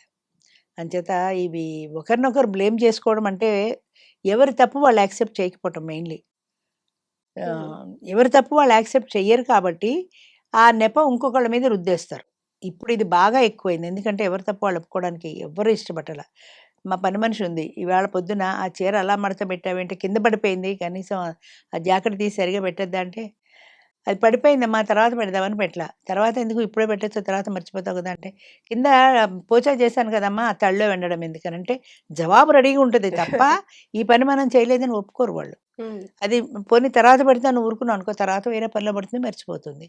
మర్చిపోయి వెళ్ళిపోతుంది. ఇదే దాని మైండ్‌లో ఉండదు కదా అంత బాధ్యతగా. లేదా నేను రూమ్ లాక్ చేసుకొని ఇప్పుడొచ్చాను. అది ఖాళీగా ఉండి మడత పెడదామన్నా నేను లేను.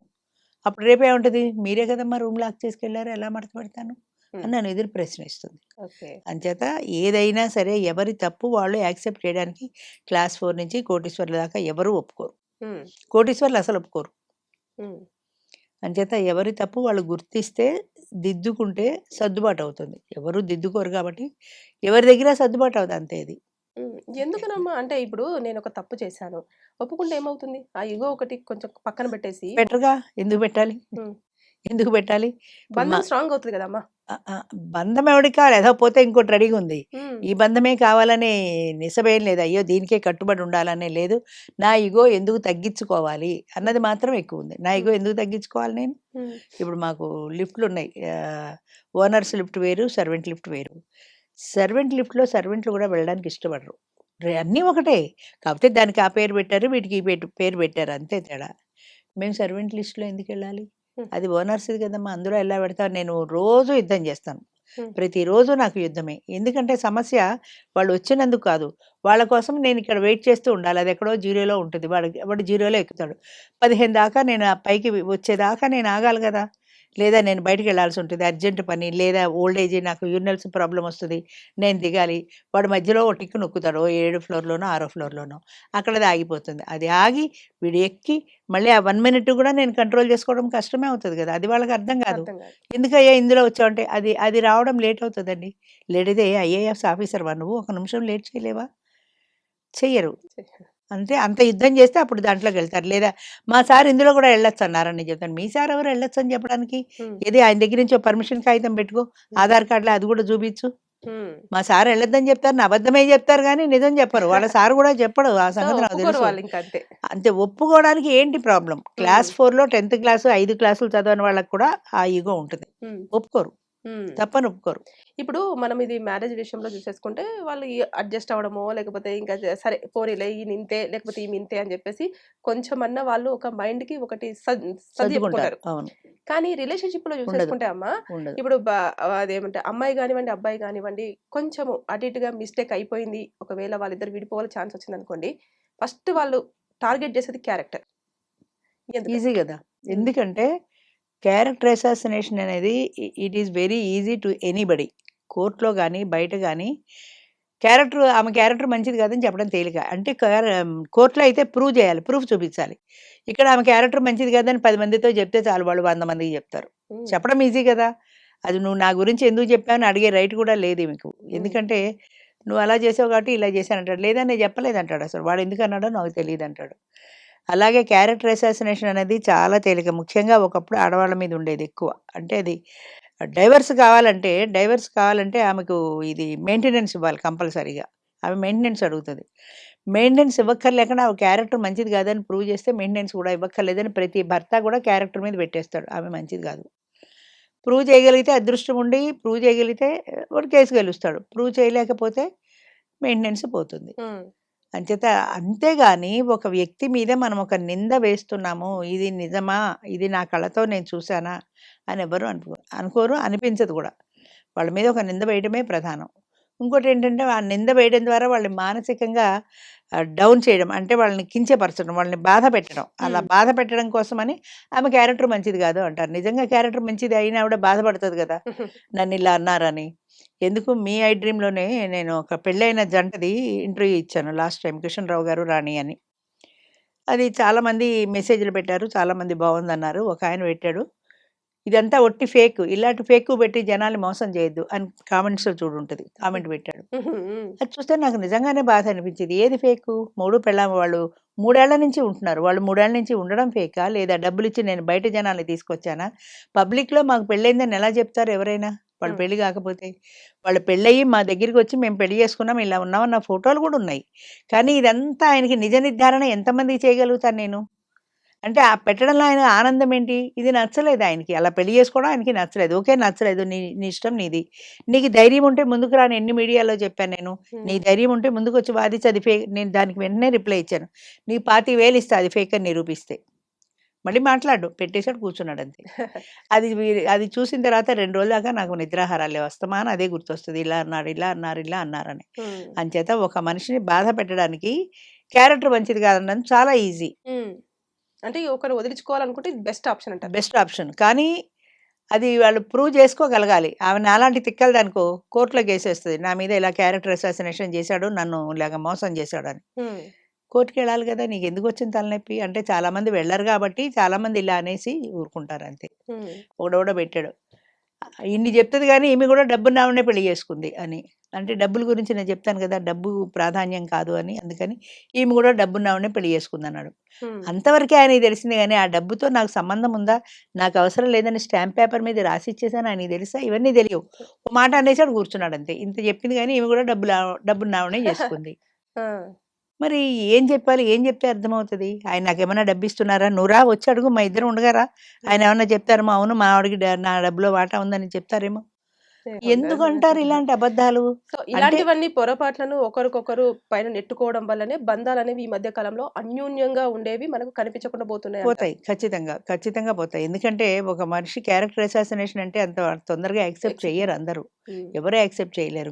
ఇంకోటంటే ఊరుకుంటారేమో గానీ, క్యారెక్టర్ అసాసినేషన్ అంటే హ్మ్. నిజంగా స్ట్రిక్ట్‌గా, సిన్సియర్‌గా ఉన్నవాళ్ళు చెయ్యరు. అస్సలు చెయ్యరు. హ్మ్. అది అలాంటి 2, 3 ఫ్రెండ్‌షిప్‌లు ఉన్న ఆవిడంతే సత్సత్తుగా ఊరుకుంటదేమో గానీ, నిజంగా అసలు సిన్సియర్‌గా ఉండే వాళ్ళైతే అస్సలు చేయరు. యాక్సెప్ట్ చేయరు అలాంటిది. రైట్. దానివల్ల బంధాలు మరింత బలహీనపడతాయి.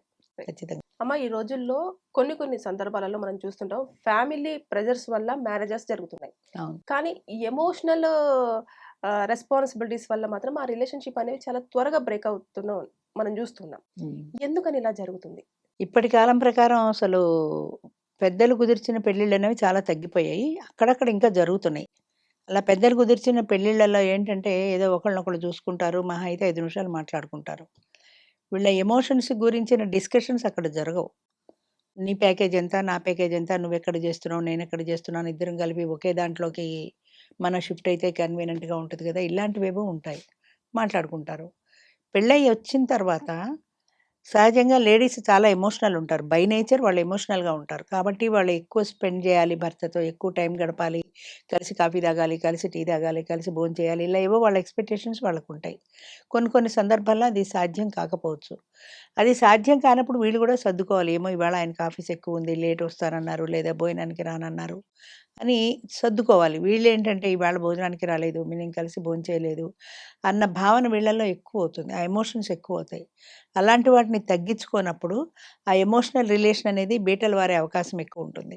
అంటే హ్మ్. నేను ఇవాళ సినిమాకెళ్దామనుకున్న ఆయనతో కలిసి, నేను బయటికెళ్దామనుకున్న ఆయనతో కలిసి, ఇలాంటి డిజైర్స్ ఉన్నప్పుడు వాటిని మనం గూడా కొంచెం అవతల వ్యక్తి బిజీ లైఫ్ అయినప్పుడు తగ్గించుకోవాలి. అలా తగ్గించుకోనప్పుడు ఆ ఎమోషనల్ రిలేషన్ అనేది బీటలు వారుతుంది. అక్కడ వాళ్ళిద్దరికి మధ్య డిఫరెన్స్ వస్తుంది. హ్మ్. ఆ డిఫరెన్సు ఇక బ్రేకప్‌కి దారితీస్తుంది. అదే ఎక్కువైతే బ్రేకప్‌కి దారితీస్తుంది. మాట మీద మాటే గదా! ఏదైనా. నువ్వు నన్ను పట్టించుకోవట్లేదు, నువ్వు అస్తమానం ఫోన్ తీసుకొని కూర్చుంటున్నావు. ఇలా ఏదో ఒకటి. హ్మ్. దాంతో బ్రేకప్‌కి దారితీస్తుంది. అంచేత పెద్దవాళ్ళు కుదిర్చిన పెళ్ళైనా, వాళ్ళు మాట్లాడుకున్న పెళ్ళైనా అవతల వ్యక్తి ఎమోషన్స్‌కి భర్త గూడా వాల్యూ ఇవ్వాలి. హ్మ్. అట్లాగే ఈమె గూడా ఆయనకి అవకాశం లేనప్పుడు తన ఇష్టాల్ని కొంత కుదించుకోవాలి. న నాకదిష్టం మాకు ఓ మెంబరుంది. ఆవిడతో మాట్లాడడానికి ఎవరైనా వెడితే ఆవిడ ఇష్టాలన్నీ ఏకరువు పెడుతుంది. వాడి ఇష్టాలేంటి అడగదు. వాడి ఫ్యామిలీ గురించి అడగదు. నాకు టూర్‌లిష్టం, నాకు బట్టలిష్టం, నాకు చీరలిష్టం, నాకు నగలిష్టం మొత్తం లిస్ట్ అంతా బయట పెడుతుంది. ఎమోషన్స్‌ని అవతల వ్యక్తి అర్థం చేసుకోలేదనే బాధపడతారు గానీ, అవతల వ్యక్తిని గూడా నేను గూడా అర్థం చేసుకోవాలి గదా! ఆయన బిజీగా ఉన్నప్పుడు నా ఇష్టాల్ని ఎలా ఆయన తీరుస్తాడు అనే వీళ్ళకి ఉండాలి. ఏదో ఆమె అడిగింది గదా! నేను టైం అడ్జస్ట్ చేసుకుందామని ఆయనకి ఉండాలి. అలాంటి అడ్జస్ట్‌మెంట్‌తో ఉన్న జీవితాలు ఎప్పుడూ సక్సెస్‌ఫుల్‌గా వెళ్తాయి. హ్మ్. ఇప్పటికి 15 ఏళ్లుగా పెళ్ళై జంటలు మా దాంట్లో నడుస్తున్నారంటే ఒకళ్ళనొకళ్ళు అర్థం చేసుకొని కాస్త హెచ్చు తగ్గులుగా ఉండడం వల్లే గదా! ఓ స్టెప్ ఆవిడ తగ్గొచ్చు ఒకసారి, ఒక స్టెప్ ఆయన తగ్గొచ్చు. అట్లా కలిస్తేనే ఉంటాయి. ఈగో ప్రాబ్లమ్స్ తోటి ఎవ్వరు నేను తగ్గను అంటే తమలపాకుతో నేనోటంటే తలుపు చెక్కతో నేరెండంట అన్నట్టుంటుంది. అంచేత ఎక్కడ ఎప్పుడు ఎవరు తగ్గాలో మెయిన్ అది తెలిసి ఉండాలి. అది తెలిసి ఉన్నప్పుడు సంసారం సవ్యంగా సాగుతుంది. అంటే ఇంత ఫాస్ట్ కల్చర్ వచ్చేసింది. జనరేషన్ గూడా చాలా వరకి ముందుకెళ్ళిపోయారు. ముందుకెళ్ళిపోయారు. అవును. సో, ఇలాంటి టైంలో గూడా పేరెంట్స్ ఇంకా ఎందుకని కొన్ని చోట్లలోనే మీరన్నట్టుగా అవును. ఇంకా ప్రెషర్ పెట్టేసి పెళ్ళిళ్ళు చేసేస్తే వీరనుకున్న ఎక్స్‌పెక్టేషన్‌కి ఆ పార్ట్నర్ రీచ్ అవ్వకపోవడం వల్ల కొన్ని ఇబ్బందులు జరుగుతూ ఉంటాయి. మళ్ళీ అవును. అవన్నీ ఇంగా వేరే అదొక అవును. అవును. డిఫరెంట్ వేలో అది కొన్ని ప్రాబ్లమ్స్ కూడా క్రియేట్ చేస్తూ ఉంటుంది. ఎందుకని ఇంకా ప్రెషర్ పెట్టాలి అన్న ఉద్దేశంలో ఉంటున్నారు అది పేరెంట్స్? ఒకప్పుడు తరతరాలుగా మన కుటుంబాల్లో పెళ్లి అంటే అటేడు తరాలు, ఇటేడు తరాలు చూసి 2 తరాల వాళ్ళు కూర్చొని మాట్లాడుకొని చేసేదే పెళ్లి అన్న భావన ఉండేది. ఓ 50 ఏళ్ల కిందట.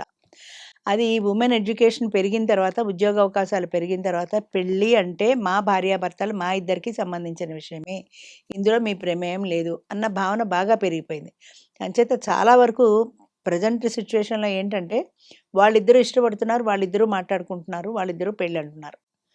దానికి పెద్దవాళ్ళు తప్పనిసరిగా ఓకే చెప్పాల్సొస్తుంది. వాళ్ళన్న మాట కాదనపోతే వాళ్ళు ఎటు చెబుతారో, ఏం చేస్తారో అనే భయం కొద్దీ వీళ్ళు కూడా ఓకే చెప్తున్నారు. అయితే చాలా చోట్ల ఇంకా ఇప్పటికీ పెద్దలు కుదిర్చిన పెళ్ళిళ్ళనేవి అవుతున్నాయి. అవును. పెద్దల అభిప్రాయంలో ఏంటంటే వాళ్ళ మంచి చెడ్డలు, వాళ్ళ ఫ్యామిలీ హిస్టరీ చూసాము, వాళ్ళ ఫ్యామిలీ మంచిది, ఇంకా అంతకంటే మనకేం కావాలి అన్న ఉద్దేశంలో తీసుకుంటారు. వీళ్ళకి కొంత ప్రెషర్ ఇస్తారు. అది నేను చేసుకోనన్నా సరే సంబంధం మంచిది, అబ్బాయి ప్యాకేజీ మంచిది, అబ్బాయి పేరెంట్స్ మంచివాళ్ళు అని వీళ్ళు ప్రెషర్ ఇస్తారు. సరే చేసేస్తారు. చేసేసిన తర్వాత వీళ్ళిద్దరి మధ్యన ఎమోషనల్ రిలేషన్స్‌లో అభిప్రాయ భేదాలొస్తాయి. ఈమె మొదటి నుంచి ఆ నెగటివిటీ ఉంది కాబట్టి, చూసావా నన్ను అర్థం చేసుకోలేదు, నేను చెప్తే నా పేరెంట్స్ అర్థం చేసుకోలేదు, నా పెళ్ళి నా ఇష్టం వచ్చినట్టు చేసుకోనివ్వలేదు, వీడిని నాకు అంటగట్టారు అనే భావన ఈమెలో ఉంటుంది. ఆ అబ్బాయికి కూడా అదే భావన ఉంటుంది. ఆ అబ్బాయి ఎవరినో చేసుకుందాం అనుకున్నాడు అనుకో, మన కులం కాదని ఏదో కులపిచ్చి ఒకటి ఉంటుంది కదా, హ్మ్. మన కులం కాదని మళ్ళీ వీళ్ళు వాళ్ళ కులపు అమ్మాయిని తీసుకొచ్చి చేశారు. హ్మ్. వాళ్ళిద్దరికీ సూట్ అవ్వలేదు, ఎమోషనల్ రిలేషన్స్‌లో తేడా వచ్చింది, కలవలేదు. అంచేత అలాంటివి జరుగుతాయి. ఇప్పుడు చాలా వరకు పెద్దలు కూడా యాక్సెప్ట్ చేస్తున్నారు. పిల్లల ఇష్టాలకి ప్రాధాన్యం ఇస్తున్నారు. వాళ్ళు అనుకున్న సంబంధమే చేస్తున్నారు. కొంత ఇంటర్ కాస్ట్‌లు కూడా అవుతున్నాయి ఇందులో చాలా హ్మ్. వరకు. హ్మ్. ఇంటర్ కాస్ట్ మ్యారేజెస్ కూడా పేరెంట్స్ యాక్సెప్ట్ చేస్తున్నారు. మరి ఎందుకనమ్మా ఈ మధ్య కాలంలో ఎక్కువగా ఎమోషనల్ రెస్పాన్సిబిలిటీకి చాలా వరకి కపుల్స్‌లలో దూరం అనేది పెరిగిపోతూ వస్తుంది. రీజన్ మనం ఎక్కడ చూసుకోవచ్చంటారు? అదే పెద్దవాళ్ళు చేసిన పెళ్లిలో చాలా వరకు ఈ డిఫరెన్సెస్ వస్తాయి. పెద్దలు చేసిన పెళ్లిలో కూడా అర్థం చేసుకున్న దంపతులు కూడా ఉన్నారు. కానీ అక్కడక్కడ ఈ డిఫరెన్స్‌లు వచ్చినప్పుడు ఆ ఎమోషనల్ రిలేషన్స్ ఆ కంపాటబిలిటీ లేనప్పుడు ఇద్దరి మధ్యలో కలవటం లేదా అన్న ఫీలింగ్ వస్తుంది. హ్మ్. అది వాళ్ళిద్దరూ మాట్లాడుకున్న దాంట్లో కూడా కలవటం లేదనే ఫీలింగ్ చాలా వస్తుంది. ఎందుకంటే ఇప్పుడు ఎక్కువ పెళ్ళిళ్ళు వాళ్ళిద్దరూ మాట్లాడుకుని చేసుకుంటున్న పెళ్ళిళ్ళే ఎక్కువ. వాళ్ళిద్దరూ 3 నెలలు మాట్లాడుకొని, 6 నెలలు మాట్లాడుకొని, ఏడాది మాట్లాడుకొని మేమిద్దరం ఫ్రెండ్స్, మేము పెళ్లి చేసుకోవాలనుకుంటున్నాము అని అనుకుని పెళ్లి చేసుకున్న వాళ్ళలో కూడా ఈ డిఫరెన్సెస్ వస్తున్నాయి. ఎందుకొస్తున్నాయి అంటే ఇందాక చెప్పాను కదా! స్వీట్ నథింగ్సే ఉంటాయి. అప్పుడప్పుడు కలిసి, అప్పుడప్పుడు మాట్లాడుకున్నప్పుడు. 24 అవర్స్ ఒక ఇంట్లో కలిసి ఉండడం ఎప్పుడైతే జీవించారో ఇద్దరి మధ్యన ఆ కంపాటబిలిటీ ఉండదు. అంటే ఆయన అనుకూలంగా ఆవిడ ఉండదు, ఆవిడ అనుకూలంగా ఆయన ఉండడు. హ్మ్. ఆయన పెందరాళే లేవడం ఇష్టం, ఆవిడకి లేట్‌గా లేవడం ఇష్టం. లేదా సండే లేజీగా ఉంటది. సండే ఒక్కరోజే కాబట్టి ఆయన ఇంకా ఏవేవో పనులు చేయాలనుకుంటాడు సెలవు రోజున. ఆయన యాక్టివ్‌గా ఉంటాడు, ఈమె లేజీగా ఉంటుంది. ఇలా ఏదో ఒక డిఫరెన్సెస్ వస్తాయి. ఆ డిఫరెన్సెస్ వచ్చేప్పటికి గొడవలు స్టార్ట్ అవుతాయి. హ్మ్. ఈగో ప్రాబ్లమ్స్ వస్తాయి. ఈమె తగ్గదు, ఆయన తగ్గడు. ఎవరి ఈగో వాళ్ళు తగ్గించుకోరు. సగం మేరకమ్మ ఇందులో ఉండేవి ఈగో ప్రాబ్లమ్సే. ఆ ఈగోని కొంచెం తగ్గించుకోగలిగితే సంసారాలు సెట్ అవుతాయి. కానీ ఎవరు అనుకోరు నాకు ఈగో ఎక్కువ అని. ఇప్పుడు నేను అనుకుంటానా నాకు ఈగో ఎక్కువ అని అనుకోను. హుహు. ఎందుకంటే ఏదో ఒక కారణం చెప్తాను. అది అలా అయిందంటే ఇది ఇలా అయింది అని. హ్మ్. హ్మ్. అంతేగాని లేదండి ఇది పొరపాటే అయింది. నిజమే నేను కొంచెం తగ్గి ఉండాల్సిందని నేను అనుకోను. ఎందుకని నా ఇగో అక్కడ డిస్టర్బ్ అవుతది డిస్టర్బ్ గదా! నా అయితది. ఇగో తగ్గిపోతుంది. ఎందుకు తగ్గించుకోవాలి? అన్న ప్రాబ్లమ్ ఎక్కువవుతుంది. ఇదివరకు ఆడవాళ్ళలో ఎడ్యుకేషన్ లేదు. అంచేత వాళ్ళకి పడడం తప్ప రెండో మార్గం లేదు. వెళ్ళడానికి అవకాశం లేదు. పుట్టింటారు రానివ్వరు. ఉద్యోగం చేసుకు బతకలేరు. ఎక్కడ బతుకుతారు? అంచేత మొగుడు కొట్టినా, తిట్టినా, ఆయన డామినేట్ చేసినా భరించడమే తెలుసు ఆడదానికి. ఇప్పటి లేటెస్ట్ ఆడవాళ్ళేంటంటే చదువుకున్నారు, ఉద్యోగాలు చేస్తున్నారు. వాళ్ళకి మంచి మంచి ప్యాకేజీలున్నాయి. నీ ఎక్కువేంటి, నా తక్కువేంటి, నీకంటే 2 పాళ్ళు నేనే ఎక్కువ అన్న స్థాయిలో ఆడవాళ్ళు గూడా ఉన్నారు. ఉన్నారు. సో, ఎందుకు పడాలి అన్న క్వెషన్ వచ్చింది. ఇదివరకు పడ్డం తప్ప మార్గం లేదు. ఇప్పుడు ఎందుకు పడాలి? ఇష్టం లేకపోతే విడాకులు తీసుకుంటా, ఇంకో పెళ్లి చేసుకుంటా, లివ్ ఇన్ రిలేషన్‌లో ఉంటా. చాయిస్‌లు చాలా ఉన్నాయి. చాయిస్‌లు ఎప్పుడైతే ఉన్నాయో నేనెందుకు పడాలి అన్న ఇగో ప్రాబ్లమ్ ఎప్పుడైతే వచ్చిందో నేను తగ్గను అని ఖచ్చితంగా చెప్పేస్తారు. మాటల్లో చెప్పకపోయినా వాళ్ళ యాక్షన్‌లో చూపిస్తారు. నేను తగ్గేది లేదు అని. సో, అక్కడ డిఫరెన్సులు మొదలవుతాయి. అది పెద్దవాళ్ళు చేసిన పెళ్ళైనా, వాళ్ళు చేసుకున్న పెళ్ళైనా ఇగో క్లాషెస్ వస్తాయి. మెయిన్ పెద్దవాళ్ళు చేసిన పెళ్ళిలో ఇగో క్లాషెస్ వచ్చే అవకాశం ఇంకా ఎక్కువ. ఎక్కువ. ఎక్కువ. ఎందుకంటే మీరే మాట్లాడుకున్నారు గదా! అంటారు వాళ్ళ లవ్ మ్యారేజ్ అయితే. మీరే ఇన్ని సంవత్సరాలు మాట్లాడుకొని, మీరే ఇష్టపడి పెళ్లి చేసుకున్నారని. అదే పెద్దలు కుదిర్చిన పెళ్ళైతే పిల్లల అనే చాయిస్ ఎక్కువుంటది. మీరే తగలెట్టారు, ఈ సంబంధం తీసుకొచ్చి నా నెత్తిన రుద్దారు. వాడు మంచి చెడ్డలు వాడు మంచివాడన్నారు, వాడి ప్యాకేజీ బావుందన్నారు, వాడు అందంగా ఉన్నాడన్నారు, ఏదేదో చెప్పారు.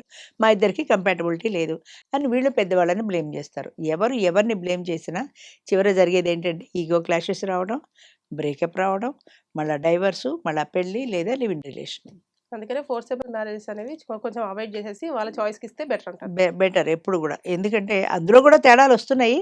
కానీ ఇక వాళ్ళ బాధ వాళ్ళు పడతారంతే. నేను విడాకులు ఇచ్చేస్తున్నానంటే పేరెంట్స్‌కి చెప్పే చాయిస్ లేదమ్మా. అలా విడాకులు కాదమ్మా సర్దుకోవాలి నువ్వే అని చెప్పే చాయిస్ తల్లికి లేదు. తండ్రికి అసలే లేదు. ఎందుకంటే నీకు ఇష్టమైతే మీ ఇంటికి వస్తా. మీ ఇంటికి రావద్దంటే నేను అదే హాస్టల్‌లో ఉంటా. ఏంటి వాడితో పట్టలేదు నాకు విడాకులు ఇస్తున్నానంటే మీ గొడవ ఏంటి? ఇవ్వద్దు, ఇవ్వద్దు భరించమంటే ఎన్నాళ్ళు భరిస్తాను నేను? నేను భరించను. నేను విడాకులు ఇచ్చేస్తున్నా. మీరు రావద్దంటే మీ ఇంటికి రావడం మానేస్తా అని చెప్పడానికి ఏ పిల్లలు సందేహించట్లేదు. ఎందుకంటే పేరెంట్స్‌కి ఆ ఎమోషనల్ రిలేషన్ ఉంది గానీ పిల్లలకి పేరెంట్స్‌తో ఎమోషనల్ రిలేషన్ చాలా తక్కువ. కంపారిటివ్‌గా చూస్తే వాళ్ళకంటే తక్కువ. అలా కాబట్టి వీళ్ళు బెదిరిస్తున్నారు. నేనెళ్ళిపోతాను. నేను హాస్టల్‌లో ఉంటాను. నేను ఇంటికే రాను. ఇంటికి వెళ్ళకపోతే ఎలా? పిల్లని ఎలా చూస్తామన్న బాధ పేరెంట్స్‌కుంది గానీ, అమ్మా, నాన్నని ఎలా చూస్తామన్న బాధ పిల్లలకి లేదు. అంచేత నేను హాయిగా వర్కింగ్ ఉమెన్స్ హాస్టల్‌లో ఉంటా. అక్కడ నాకు బోలెడుమంది ఫ్రెండ్స్ ఉంటారు. నాకు టైమ్ పాస్ అయిపోతుంది. ఏంటి కోన్‌కిస్క గొట్టంగాడు లేకపోతే నేను పెళ్లి చేసుకొని నేను ఉండలేనా? అన్న ధీమా. లివ్ ఇన్ రిలేషన్ మార్గం ఉండనే ఉంది. డైవర్స్ ఉండనే ఉంది. చాయిస్‌లు ఉండనే ఉన్నాయి. అంచేత దీనికే స్టిక్ అయ్యి ఉండాలి అన్న భావన పూర్వం ఉన్నట్టు ఇప్పుడు లేదు. లేదు. అది మెయిన్ అది. ఓకే. చాయిస్‌లు ఒకటి. అమ్మ ఇప్పుడు పిల్లల విషయంలో తల్లిదండ్రులు ఇద్దరూ కూడా వారి కెరియర్ పరంగా బాగా బోత్ సైడ్ గట్టిగా ఫైట్ చేసుకుంటారు. లేదు ఇది బావుంటది, ఇది బావుంటది, ఇలా అయితే బావుంటది, ఈ స్కూల్ అయితే బావుంటది, ఇలా అని చెప్పేసి. అవును. కానీ పిల్లలతో వాళ్ళు గడిపే క్వాలిటీ టైం మాత్రం చాలా తక్కువగా ఉండిపోతది. అవును. ఇదిని మనం ఎలా చూడొచ్చంటారు? ఇది చాలా వరకు ఎమోషనల్ గ్యాప్‌ని ఎక్కువ పెంచే అవకాశం ఉంటుందంటారా? ఖచ్చితంగా ఉంటుంది. ఎందుకంటే పిల్లల్ని స్కూల్లో చేర్చేయడంతో మన బాధ్యత అయిపోతుంది అని సైకలాజికల్‌గా పేరెంట్స్ అనుకుంటారు. అంచేత ఆ స్కూల్ కాదని ఈ స్కూలు, ఈ స్కూల్ కాదని ఆ స్కూలు, ఆ స్కూల్‌లో అయితే క్వాలిటీ బావుంటుంది, ఈ స్కూల్‌లో అయితే ఎడ్యుకేషన్ బావుంటుంది. ఇలా ఏమేమో అనుకుంటారు. ఇంత అనుకోని స్కూల్‌లో చేర్చేసి ఫీజులు కట్టేసిన తర్వాత, వాళ్ళ డొనేషన్‌లు ఇచ్చేసిన తర్వాత మా బాధ్యత అయిపోయిందని చేతులు దులిపేసుకుంటారు. హ్మ్. కానీ అక్కడితో మీ బాధ్యత అయిపోలేదు. పిల్లలకి స్కూళ్ళలో కేవలం చదువు మాత్రమే. ఇండివిడ్యువల్ అటెన్షన్ ఎన్ని స్కూళ్ళల్లో చెప్తారు? 40 మంది పిల్లలుండాలి ఒక్కొక్క సెక్షన్‌లో లెక్కకి. 70, 80 మంది పిల్లల్ని చేరుస్తున్నారు. ఎంతమందికి వాళ్ళు ఇండివిడ్యువల్ అటెన్షన్ పే చేయగలుగుతారు టీచర్సు? వాళ్ళ దగ్గరున్న 4, 5 అవర్సో లేదా 8 అవర్సో వాళ్ళు పాఠాలు చెప్తారు. పాఠాలయిపోయింది. వీళ్ళకింకా వీళ్ళ క్వాలిటీ ఎడ్యుకేషను, వీళ్ళ పర్సనాలిటీ డెవలప్‌మెంట్ వీటన్నింటి మీద ఎంతవరకు వాళ్ళు కాన్సంట్రేట్ చేయగలుగుతారు? అవన్నీ చూసుకోవాల్సింది మీరు గదా! చిన్నప్పుడు చదువుకున్న దాంట్లో మనం గూడా చదువుకున్నాం. 'శివాజీ తల్లి జిజియాబాయి' ఆయనకెన్నో నేర్పింది. రామాయణ భారతాలు నేర్పింది. అందులో ఉండే ధైర్యాన్ని నూరి పోసింది. అందువల్లే ఆయన మహావీరుడయ్యాడు. ఇవన్నీ మనం పాఠాల్లో చదువుకున్నాం. కానీ రియల్ లైఫ్‌లో ఎంతవరకు మనం దాన్ని ఇంప్లిమెంట్ జేస్తున్నాం? హ్మ్. మరి 'శివాజీ తల్లి జిజియాబాయి' ఇన్ని నేర్పింది అన్నప్పుడు మనం గూడా మన పిల్లవాడికి కొంతైనా నేర్పాలి. 10% అయినా అందులో చూపించాలన్న విషయాన్ని మనం మర్చిపోతున్నాం. మర్చిపోతున్నా. ఎందుకంటే మాకు టైం లేదు. ఇద్దరం ఉద్యోగాలు చేస్తున్నాం. ఇద్దరు ఉద్యోగాలు ఎందుకు ఒకళ్ళ ఇంట్లో ఉండొచ్చు కదా! అంటే ఇద్దరు ఉద్యోగాలు చేస్తే గాని పిల్లల లక్షల డొనేషన్‌లు కట్టలేం. ఒక జీతంతో ఇల్లు మెయింటైన్ అవ్వడమే కష్టం. డొనేషన్‌లు ఎక్కడ కడతాం? 2 జీతాలుంటే ఒకటి మెయింటైన్ చేయడానికి, ఒకటి డొనేషన్‌లకి మేము పెట్టుకోవచ్చు. కాబట్టి ఇద్దరు ఉద్యోగాలు చేస్తున్నారు. ఓకే. అగ్రీడ్. సాయంత్రం ఇంటికొచ్చాక ఏం చేస్తారు? 6కో, 7కో ఇంటికొస్తారు కదా! 7-9 ఏం చేస్తారు? ఆ 2 గంటల్లోనూ అలసిపోయి కాసేపు రిలాక్స్ అవ్వడమో, స్నానం చేయడమో, డ్రెస్ అవ్వడమో, భోంచేయడమో, ఇంకా అరగంట, గంట మిగిలితే టీవీ చూడడము. హ్మ్. ఇందులో ఒక అరగంట కేటాయించుకోండి పిల్లలకు. ఒక గంట కేటాయించుకోండి. వాళ్ళు ఏం చేస్తున్నారు? హోంవర్క్ చేస్తున్నారా లేదా? పేరెంట్ టీచర్ మీటింగ్ ఉంటుంది. ఆ పేరెంట్ టీచర్ మీటింగ్‌కి నువ్వెళ్ళంటే నువ్వెళ్ళని మొగుడు, పెళ్ళాం ఇద్దరు కొట్టుకుంటారు. సరే ఎవరో ఒకరెళ్తారు. వాళ్ళేదో మ్యాథ్స్‌లో మీ అబ్బాయి బాగా వీక్‌గా ఉన్నాడు అని ఏదో చెప్తారు. వెంటనే మ్యాథ్స్ ట్యూషన్ కోసమని ఎతుకుతారు ఆన్‌లైన్‌లో. హ్మ్. అంటే మ్యాథ్స్ ట్యూషన్ చెప్పేస్తే మన బాధ్యత అయిపోతుందా? మనం దగ్గర కూర్చొని పిల్లాడు ఏం చేస్తున్నాడని మనమెందుకు? మ్యాథ్స్ ఎంఎస్సీయో ఏదో ఉంటది తల్లి. నువ్వే ఒకటి అమ్మ టీచర్‌లాగా కూర్చొని ఆ పిల్లాడికి నేర్పుకోవచ్చు కదా! నేర్పరు. నాకు చెప్పడం కుదరదబ్బా! నాకు టైం ఉండదు అని ఓ మ్యాథ్స్ టీచర్‌ని పెట్టేసి చేతులు దులిపేసుకుంటారు. హ్మ్. మ్యాథ్స్ టీచర్‌ని పెట్టేసాం మా బాధ్యత అయిపోయింది. పేరెంట్స్ గుర్తించవలసిన విషయం ఏంటంటే, పిల్లలని పెంచటంలో మనము వాళ్ళకి కొంత టైము కేటాయించాలి. నేను 30 ఏళ్ళొచ్చాక చదువు మొదలుపెట్టాను. నేను కరెస్పాండెన్స్ కోర్స్ చేసినప్పుడు నేను, నా పిల్లలు అందరం తెల్లవారుజామున 4 గంటలకు లేచేవాళ్ళం. కాఫీలు తాగేసి చదువుకోవడానికి కూర్చుంటే.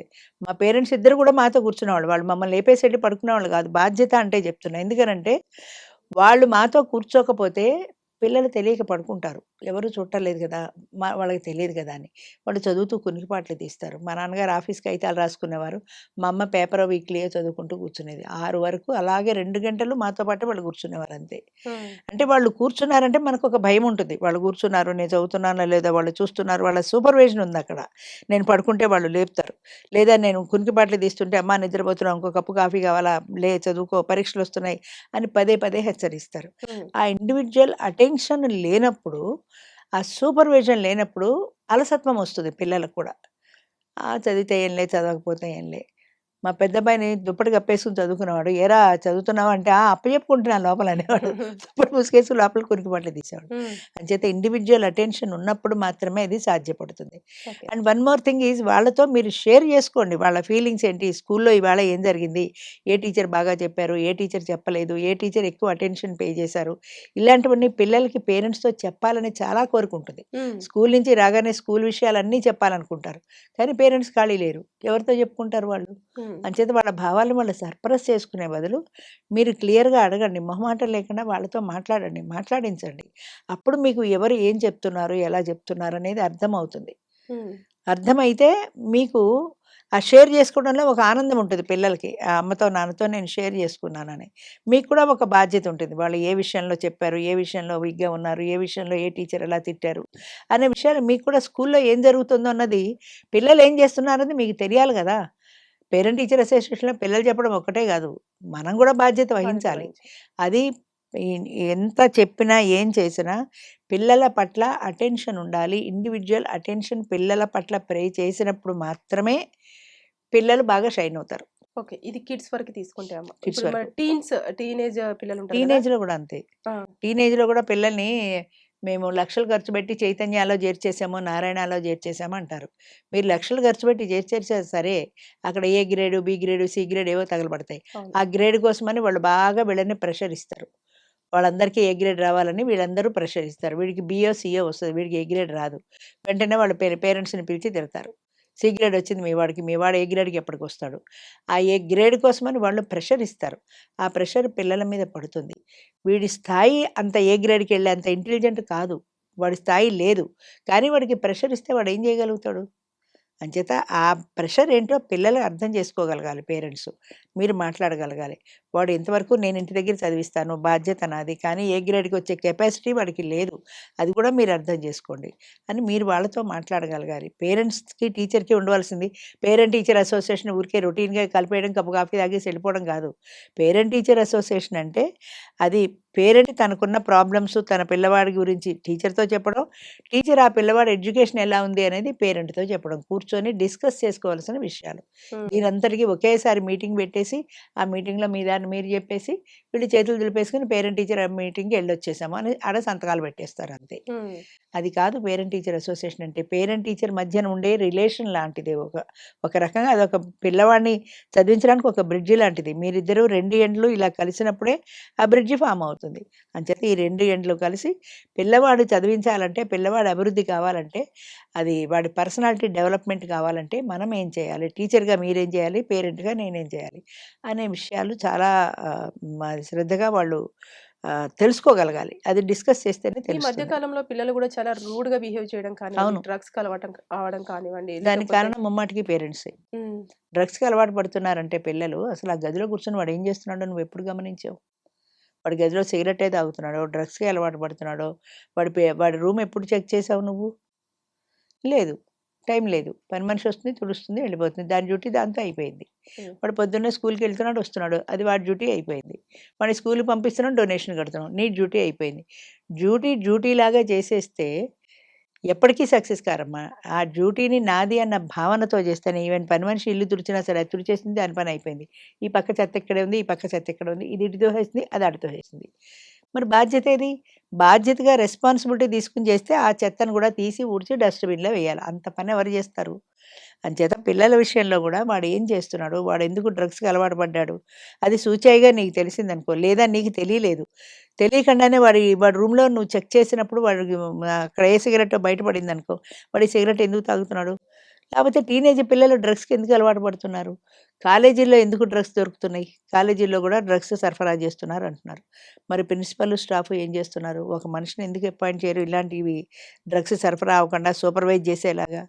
ఏదో ఒక యాక్షన్ తీసుకోవాలి. యాక్షన్ తీసుకోకపోతే అటు పిల్లల భవిష్యత్తు పాడైపోతుంది. హ్మ్. పిల్లల భవిష్యత్తు పాడైపోతే దేశ భవిష్యత్తే పాడైనట్టు. ఇవాల్టి బాలలే రేపటి పౌరులు అని రేపు కాబోయే కాబోయే సిటిజన్స్ వాళ్ళు. సిటిజన్స్. అంచేత వాళ్ళని మనం జాగ్రత్తగా చూసుకుంటేనే భావితరాలు భవిష్యత్తు బావుంటుంది. దానికోసమని పేరెంట్సు పనిచేయాలి. టీచర్స్ పనిచేయాలి. ఎస్పెషల్లీ పేరెంట్స్ బాధ్యత ఎక్కువ. అది మర్చిపోకూడదు. మన ఫీజులు కట్టేయడంతో మన బాధ్యత అయిపోదు. డొనేషన్స్ కట్టేయడంతో మన బాధ్యత అయిపోదు. ఒక ట్యూటర్‌ని పెట్టడంతో మన బాధ్యత అయిపోదు. హ్మ్. ఇండివిడ్యువల్ అటెన్షన్ మన పిల్లల మీద మనం పే చేయాలి. ఇద్దరు పిల్లలు పెట్టుకొని మనమే అటెన్షన్ పే చేయకపోతే 40, 50 మంది పిల్లల మీద టీచర్ ఎలా పే చేస్తారు? అది కూడా తెలియాలి కదా మనకు. అంచేత ఇండివిడ్యువల్ అటెన్షన్ పే చేసి మన పిల్లల భవిష్యత్తు మనమే సరిదిద్దుకోవాల్సిన బాధ్యత పేరెంట్స్ అందరి మీద ఉంది. ఇది చెప్తే పేరెంట్స్‌కి కోపం వస్తుందేమో కానీ ఇది నిజం. సజ్జనార్ కూడా ఎన్నో సార్లు చెప్పారు. ఆయన ఎవరో ఇంకో ఖానా ఎవరో ఉండేవాడు పోలీస్ డిపార్ట్మెంట్‌లో. హ్మ్. ఆయన పేరు గుర్తులేదు. మీరు పిల్లల మీద ఇండివిడ్యువల్ అటెన్షన్ పే చేయండి. మీరు టైం పెట్టుకోండి. ఓ సండే ఉంటే సండే సినిమాకో, షికారుకో పోదామని కాక పిల్లల్ని కూర్చోబెట్టండి. మాట్లాడండి. వాళ్ళతో కలిసి భోంచేయండి. వాళ్ళ భావాలేంటో మీరు షేర్ చేసుకోండి. అన్నప్పుడు అది ఆ షేరింగ్‌లో వాళ్ళకి కొంత చనువు ఏర్పడుతుంది చనువు. పేరెంట్స్‌తో. హ్మ్. వాళ్ళ మనసులో ఉన్న అభిప్రాయాన్ని చెప్పగలుగుతారు. వాడు మెడిసిన్ చదవాలా వీళ్ళే డిసైడ్ చేస్తారు. వాడు ఇంజినీరింగ్ చదవాలా వీళ్ళే డిసైడ్ చేస్తారు. అది కాదు నేను ఇది చదువుతానని చెప్పే స్వేచ్ఛ, స్వతంత్రం పిల్లలకు ఉండాలి గదా! అది ఇవ్వాలంటే మీరు కొంత చనువు ఉండాలి వాళ్ళ దగ్గర. ఆ చనువు ఏర్పరచుకోండి. పిల్లలతో ఏమేం చేస్తున్నారు? ఏమేం చదువుతున్నారు? వాళ్ళ హ్యాబిట్స్ ఏంటి? వాళ్ళు ఎలా ఉంటున్నారు గదిలో? అనే విషయాల మీద మనం ప్రత్యేక శ్రద్ధ కేటాయించినప్పుడే పిల్లల మీద మన సూపర్విజన్ ఉంటుంది. మన కంట్రోల్ ఉంటుంది. హ్మ్. మన కంట్రోల్ ఉంటేనే పిల్లల భవిష్యత్తు బాగుపడుతుంది. అంతే. అమ్మ, ప్రతి చిన్న చిన్న ఆర్గ్యుమెంట్స్‌ని కూడా అది బ్రేకప్ థ్రెట్ లాగా ఎక్కువగా వాడుకుంటూ ఉన్నారు. ఇది ఇమ్మెచ్యూరిటీ కింద మనము అనుకోవచ్చా? లేదంటే ఇన్‌సెక్యూరిటీ కింద మనం క్యాలిక్యులేషన్ చేయొచ్చా? ఇన్‌సెక్యూరిటీ అయితే అసలు బ్రేకప్ చెప్పుకోరు గదా! హ్మ్. ఇన్‌సెక్యూరిటీ ఫీలింగ్ ఉంటే మళ్ళీ నేనేమైపోతాననే భయం ఉంటది. అంచేత ఒక రకంగా చెప్పాలంటే అది మెచ్యూరిటీ లోపం. ఇమ్మెచ్యూరిటీ అనే అనుకోవాలి. 50 సంవత్సరాలొచ్చినా ఇమ్మెచ్యూరిటీ అంటే ఒక్కొక్కసారి బాధ అనిపిస్తుంది. జాలేస్తది గూడా. ఇప్పుడు చిన్న చిన్న విషయాలకి ఇగో ప్రాబ్లమ్స్. నేను ఫస్ట్ చెప్పినట్టుగా ఇగో ప్రాబ్లమ్ పెరిగిపోతది. ఎవరు తగ్గరు. హ్మ్. మా వారు అంటుంటారు, "no more arguments only judgement" అని. జడ్జ్‌మెంట్. అంటే నాతో ఆర్గ్యూ చేయకు. నేను ఆర్గ్యూ చేసి గెలవలేను. ఆ! అంచేత no more arguments. But only judgement that is mine. ఆ! నేను జడ్జ్‌మెంట్ చెప్తాను. అది నా ప్రకారమే ఉండాలి. ఆ! అలాగా ఇలా ఆర్గ్యూ చేసుకుంటూ వెళ్తారు. హ్మ్. ఇగో క్లాషెస్ ఉంటాయి గదా! ఇలా ఆర్గ్యూ చేసుకుంటూ వెళ్తారు. ఎవరు తగ్గరు. ఎవరు తగ్గకపోవడంతో బ్రేకప్‌కి దారితీస్తుంది. నీతోనే పడలేనంటే నీతోనే పడలేను. హ్మ్. బ్రేకప్‌కి దారితీస్తుంది. అంచేత అక్కడ ఇమ్మెచ్యూరిటీ అనుకోవాలి. అంటే ఒక ఒక బంధాన్ని బ్రేకప్ చెప్పుకొని తెగతెంపులు చేసుకోవడం అంటే అంత తేలికైన విషయం కాదు. ఎమోషనల్‌గా ఫీల్ అయ్యే వాళ్ళకి తేలికైన విషయం కాదు. ఇప్పుడు ఎమోషన్స్ తగ్గిపోయాయి. ఎవరికీ లేవు. ఆడవాళ్ళకి లేవు, మగవాళ్ళకి లేవు. పెళ్ళై ఏడాది తిరగకుండానే భార్య చనిపోయిన ఏడాది తిరగకుండానే భర్తలొస్తున్నారు. భర్త చనిపోయిన ఏడాది తిరగకుండానే భార్యలొస్తున్నారు. హ్మ్. ఎలా మర్చిపోతున్నారు వాళ్ళతో కలిసి గడిపిన జీవితాన్ని అంటే మరి చెప్పలేము. అది వాళ్ళకే తెలియాలి. చాలామంది అప్పుడప్పుడు కామెంట్స్‌లో కూడా చెప్తారు. అదేంటి భర్త చనిపోయినంత మాత్రాన ఆయన్ని మర్చిపోయి ఇంకొక జీవితం కోరుకోవడం తప్పు కదా అంటారు. కరెక్ట్. తప్పే ఒక రకంగా. కానీ నేననేది ఏంటంటే ఈమెకి అనారోగ్యం వస్తే చచ్చిపోయిన భర్త వచ్చి ఫుడ్ పెట్టడు. చచ్చిపోయిన భర్త వచ్చి ఈమెను వైద్యానికి తీసుకెళ్ళడు. చచ్చిపోయిన భర్త వచ్చి ఈమెకి టాబ్లెట్లు తేడు. చచ్చిపోయిన భర్త వచ్చి కప్పు కాఫీ కూడా తేడు. హ్మ్. మరి ఈమె ఎలా బ్రతకాలి? దానికోసమైనా ఒక తోడు కావాలి గదా! అలాగే ఆయనకు కూడా. ఆయనేదో అనారోగ్యంతో ఉన్నాడు, బాధపడుతున్నాడు. చచ్చిపోయిన భార్యను తలుచుకొని ఎంత ఏడిస్తే ఈయన కడుపు నిండుతుంది. హ్మ్. అంచేత ఒక తోడు ఈయనకి కూడా అవసరమే గదా! హ్మ్. డబ్బుండి పెట్టుకుంటే వంట మనుషులు దొరుకుతారు, పనివాళ్ళు దొరుకుతారు. కానీ అందరికీ డబ్బుండదు గదా! మిడిల్ క్లాస్ ఉంటారు, లోవర్ మిడిల్ క్లాస్ ఉంటారు. మరి వాళ్ళెలా బతకాలి? చచ్చిపోయిన భార్యని తలుచుకొని అదేదో సినిమాలో సూర్యకాంతం ఫోటో దగ్గర ఏడ్చినట్టు నువ్వు చచ్చిపోయావు నీ దారి చూసుకోరా, నాకిప్పుడు కాఫీ లేదు ఎలా వస్తుందంటే రాదు. అంచేత నీకొక సబ్‌స్టిట్యూట్ కావాలి. దానికోసమని ఒక తోడు. నీ ఎమోషన్స్ ఉంటాయి. నీ ఎమోషన్స్ నీ భార్యతో నువ్వు గడిపిన క్షణాలు తప్పనిసరిగా ఉంటాయి. కానీ అవి కొద్దిగా మరుగున పడతాయి. అంటే కొన్ని ఇప్పుడు చూడు చచ్చిపోయినప్పుడు పొర్లి పొర్లి ఏడుస్తారు. హ్మ్. అదే ఒక నెల తర్వాత కంట నీరు పెట్టుకుంటారు. అదే ఒక ఏడాది తర్వాత కొంచెం బాధపడతారు. అంటే సమయం గడుస్తున్న కొద్దీ భగవంతుడు మనకిచ్చిన వరం ఏంటంటే మరుపు అనేది. హ్మ్. సంవత్సరం కాలం గడుస్తున్న కొద్దీ ఆ బాధ యొక్క తీవ్రత తగ్గుతుంది. ఆమె నీ జ్ఞాపకాల్లో ఉండొచ్చు. నీ భర్త నీ జ్ఞాపకాల్లో ఉండొచ్చు. కానీ ఇంకొక సబ్‌స్టిట్యూట్‌ని తెచ్చుకోవడం వల్ల ఇవి మర్చిపోతామని లేదు గదా! అవి మరుగున పడతాయి. ఓ సందర్భం వచ్చినప్పుడు బయటకొస్తూ ఉంటాయి. మళ్ళీ మరుగున పడుతూ ఉంటాయి అంతే. హ్మ్. కానీ నీకొక తోడు అవసరం గదా! నీ ఫుడ్డు, షెల్టరు నిన్ను చూసుకోవడానికి ఒక మనిషి కావాలి గదా! అది మర్చిపోకూడదు. చాలామంది కామెంట్స్ పెడుతూ ఉంటారు. భర్తను వదిలేసి చనిపోయిన భర్తను మర్చిపోయి ఇంకొక పెళ్లి చేసుకోవడం ఎలా సాధ్యం? హుహు. ఎలా సాధ్యం కాదు. ఈవిడికి ఫుడ్ ఎవరు పెడతారు లేకపోతే? అది కూడా ఎలా సాధ్యం అన్న వాళ్ళొచ్చి ఫుడ్ పెడతారా? పెట్టరు గదా! బెటర్. అదే ఆలోచించుకోవాలి గదా! దానికోసం ఒక తోడు అవసరం. ఒక మనిషికి ఒక తోడు అవసరము అంటే ఎమోషనల్ రిలేషన్ నీ భార్యతో నీకుంది. కానీ ఆవిడ వచ్చి నీకు ఫుడ్ పెట్టదిప్పుడు. అంచేత నీ ఫుడ్ పెట్టడానికి ఇంకో మనిషిని చూసుకోవాలి. నీ అనారోగ్యానికి ఒక మనిషిని చూసుకోవాలి. అది తప్పదు. అంచేత నీ భార్య జ్ఞాపకాలు, నీ భర్త జ్ఞాపకాలు నీ మనసులో ఉంటాయి. కానీ అవి క్రమేపీ సంవత్సరాలు గడుస్తున్న కొద్దీ మరుగున పడతాయి. ఉమ్, అది మర్చిపోకూడదు. ఉమ్. సో అలా. చిన్న చిన్న గొడవలు వచ్చినప్పుడు అది ఇన్మెచ్యూరిటీ వల్లనే ఇది మనకి. ఖచ్చితంగా ఇమ్మెచ్యూరిటీ వల్లేనమ్మా. అది ఏంటంటే బ్రేకప్ అయిపోతుందేమో అనే భయం ఉంటే ఖచ్చితంగా తగ్గుతారు. ఉమ్, బ్రేకప్ దాకా వెళ్ళిపోరు. కానీ ఈగో ప్రాబ్లం వల్ల ఈగో క్లాషెస్ వస్తాయి. నేనెందుకు తగ్గాలంటే నేనెందుకు తగ్గాలనుకుంటారు. ఇద్దరు అలాగే పెంచుకుంటారు. అది బ్రేకప్ దాకా వెళ్ళిపోతుంది.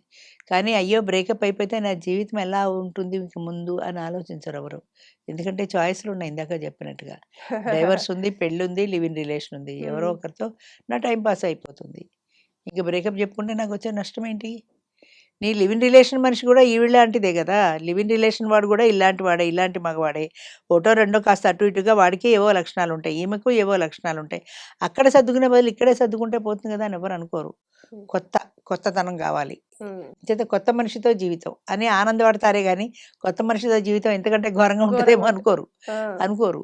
అంచేత అది బ్రేకప్ అనేది ఎమోషనల్ రిలేషన్ ఉంటే బ్రేకప్‌కి దారి తీయదు. ఆ ఎమోషనల్ రిలేషన్స్ లేనప్పుడు, అది తగ్గిపోయినప్పుడు, ఇగో క్లాషెస్ పెరిగినప్పుడు బ్రేకప్‌కి దారి తీస్తుంది. ఉమ్, అంతే. ఉమ్. ఓకే. ఈగో క్లాషెసే ఎక్కువగా ఎక్కువుంటాయమ్మా. రిలేషన్‌షిప్‌ని అవే. ఎంత కిల్ అవే. చేస్తున్నాయంటే ఇగో అవే. క్లాషెసే ఎక్కువుంటాయి. హ్మ్. ఏ విషయంలోనూ ఎవరు ఒకప్పుడు తగ్గరు. గతంలో ఇలా ఉండేది గాదు గదా అమ్మ! అంటే ఒక మనిషిని ఆప్షన్ ఊహించుకుంటే లేదు. ఆ ప్లేస్‌లో. హ్మ్. ఇదివరకు ఆప్షన్ లేదు. ఇప్పుడు చాయిస్‌లొచ్చాయి. ఇదివరకు ఆప్షన్ లేదు. ఇప్పుడు మొగుడు కొట్టినా, తిట్టినా, హింసించినా, ఏం జేసినా, ఎంత దుర్మార్గుడైనా ఆడవాళ్ళు భరించారు. ఎందుకంటే పుట్టింటికెళ్ళే మార్గం లేదు. పుట్టింటోళ్ళు రానివ్వరు. వీళ్ళకి చదువు లేదు, ఉద్యోగ అవకాశాలు లేవు, విడిగా బ్రతికే అవకాశం లేదు. ఎక్కడికెళ్ళి బతుకుతారు? హ్మ్. హ్మ్. అంచేత ఇక్కడే పడుండాల్సొచ్చేది. ఇప్పుడు బ్రతకడానికి బోలెడు మార్గాలు. ఉద్యోగం చేసుకుంటున్నారు. ఫైనాన్షియల్ ఇండిపెండెన్స్ ఉంది. హాయిగా హాస్టల్స్ ఉన్నాయి. ఫెసిలిటీస్ వచ్చాయి. నీకిష్టం లేకపోతే వెళ్ళి హాస్టల్‌లో ఉంటారు. డబ్బులు కడతారు. అక్కడ తింటారు. స్వేచ్ఛ ఉంది. స్వతంత్రం ఉంది. ఇదివరకు స్వేచ్ఛ లేదు. స్వతంత్రం లేదు. మేల్ డామినేషన్ ఎక్కువుండేది. అన్నీ భరించాల్సొచ్చేది. ఇప్పుడు చాయిస్‌లు వచ్చేసాయి కాబట్టి హాయిగా వేరే వెళ్ళిపోతారు.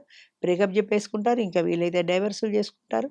ఇంకో పెళ్లి చేసుకుంటారు. లేదా లివ్ ఇన్ రిలేషన్‌లో ఉంటారు. ఇన్ని చాయిస్‌లున్నప్పుడు చాయిస్‌లెక్కువగా. ఎందుకు పడి ఏడవాలి ఒకడి దగ్గరే?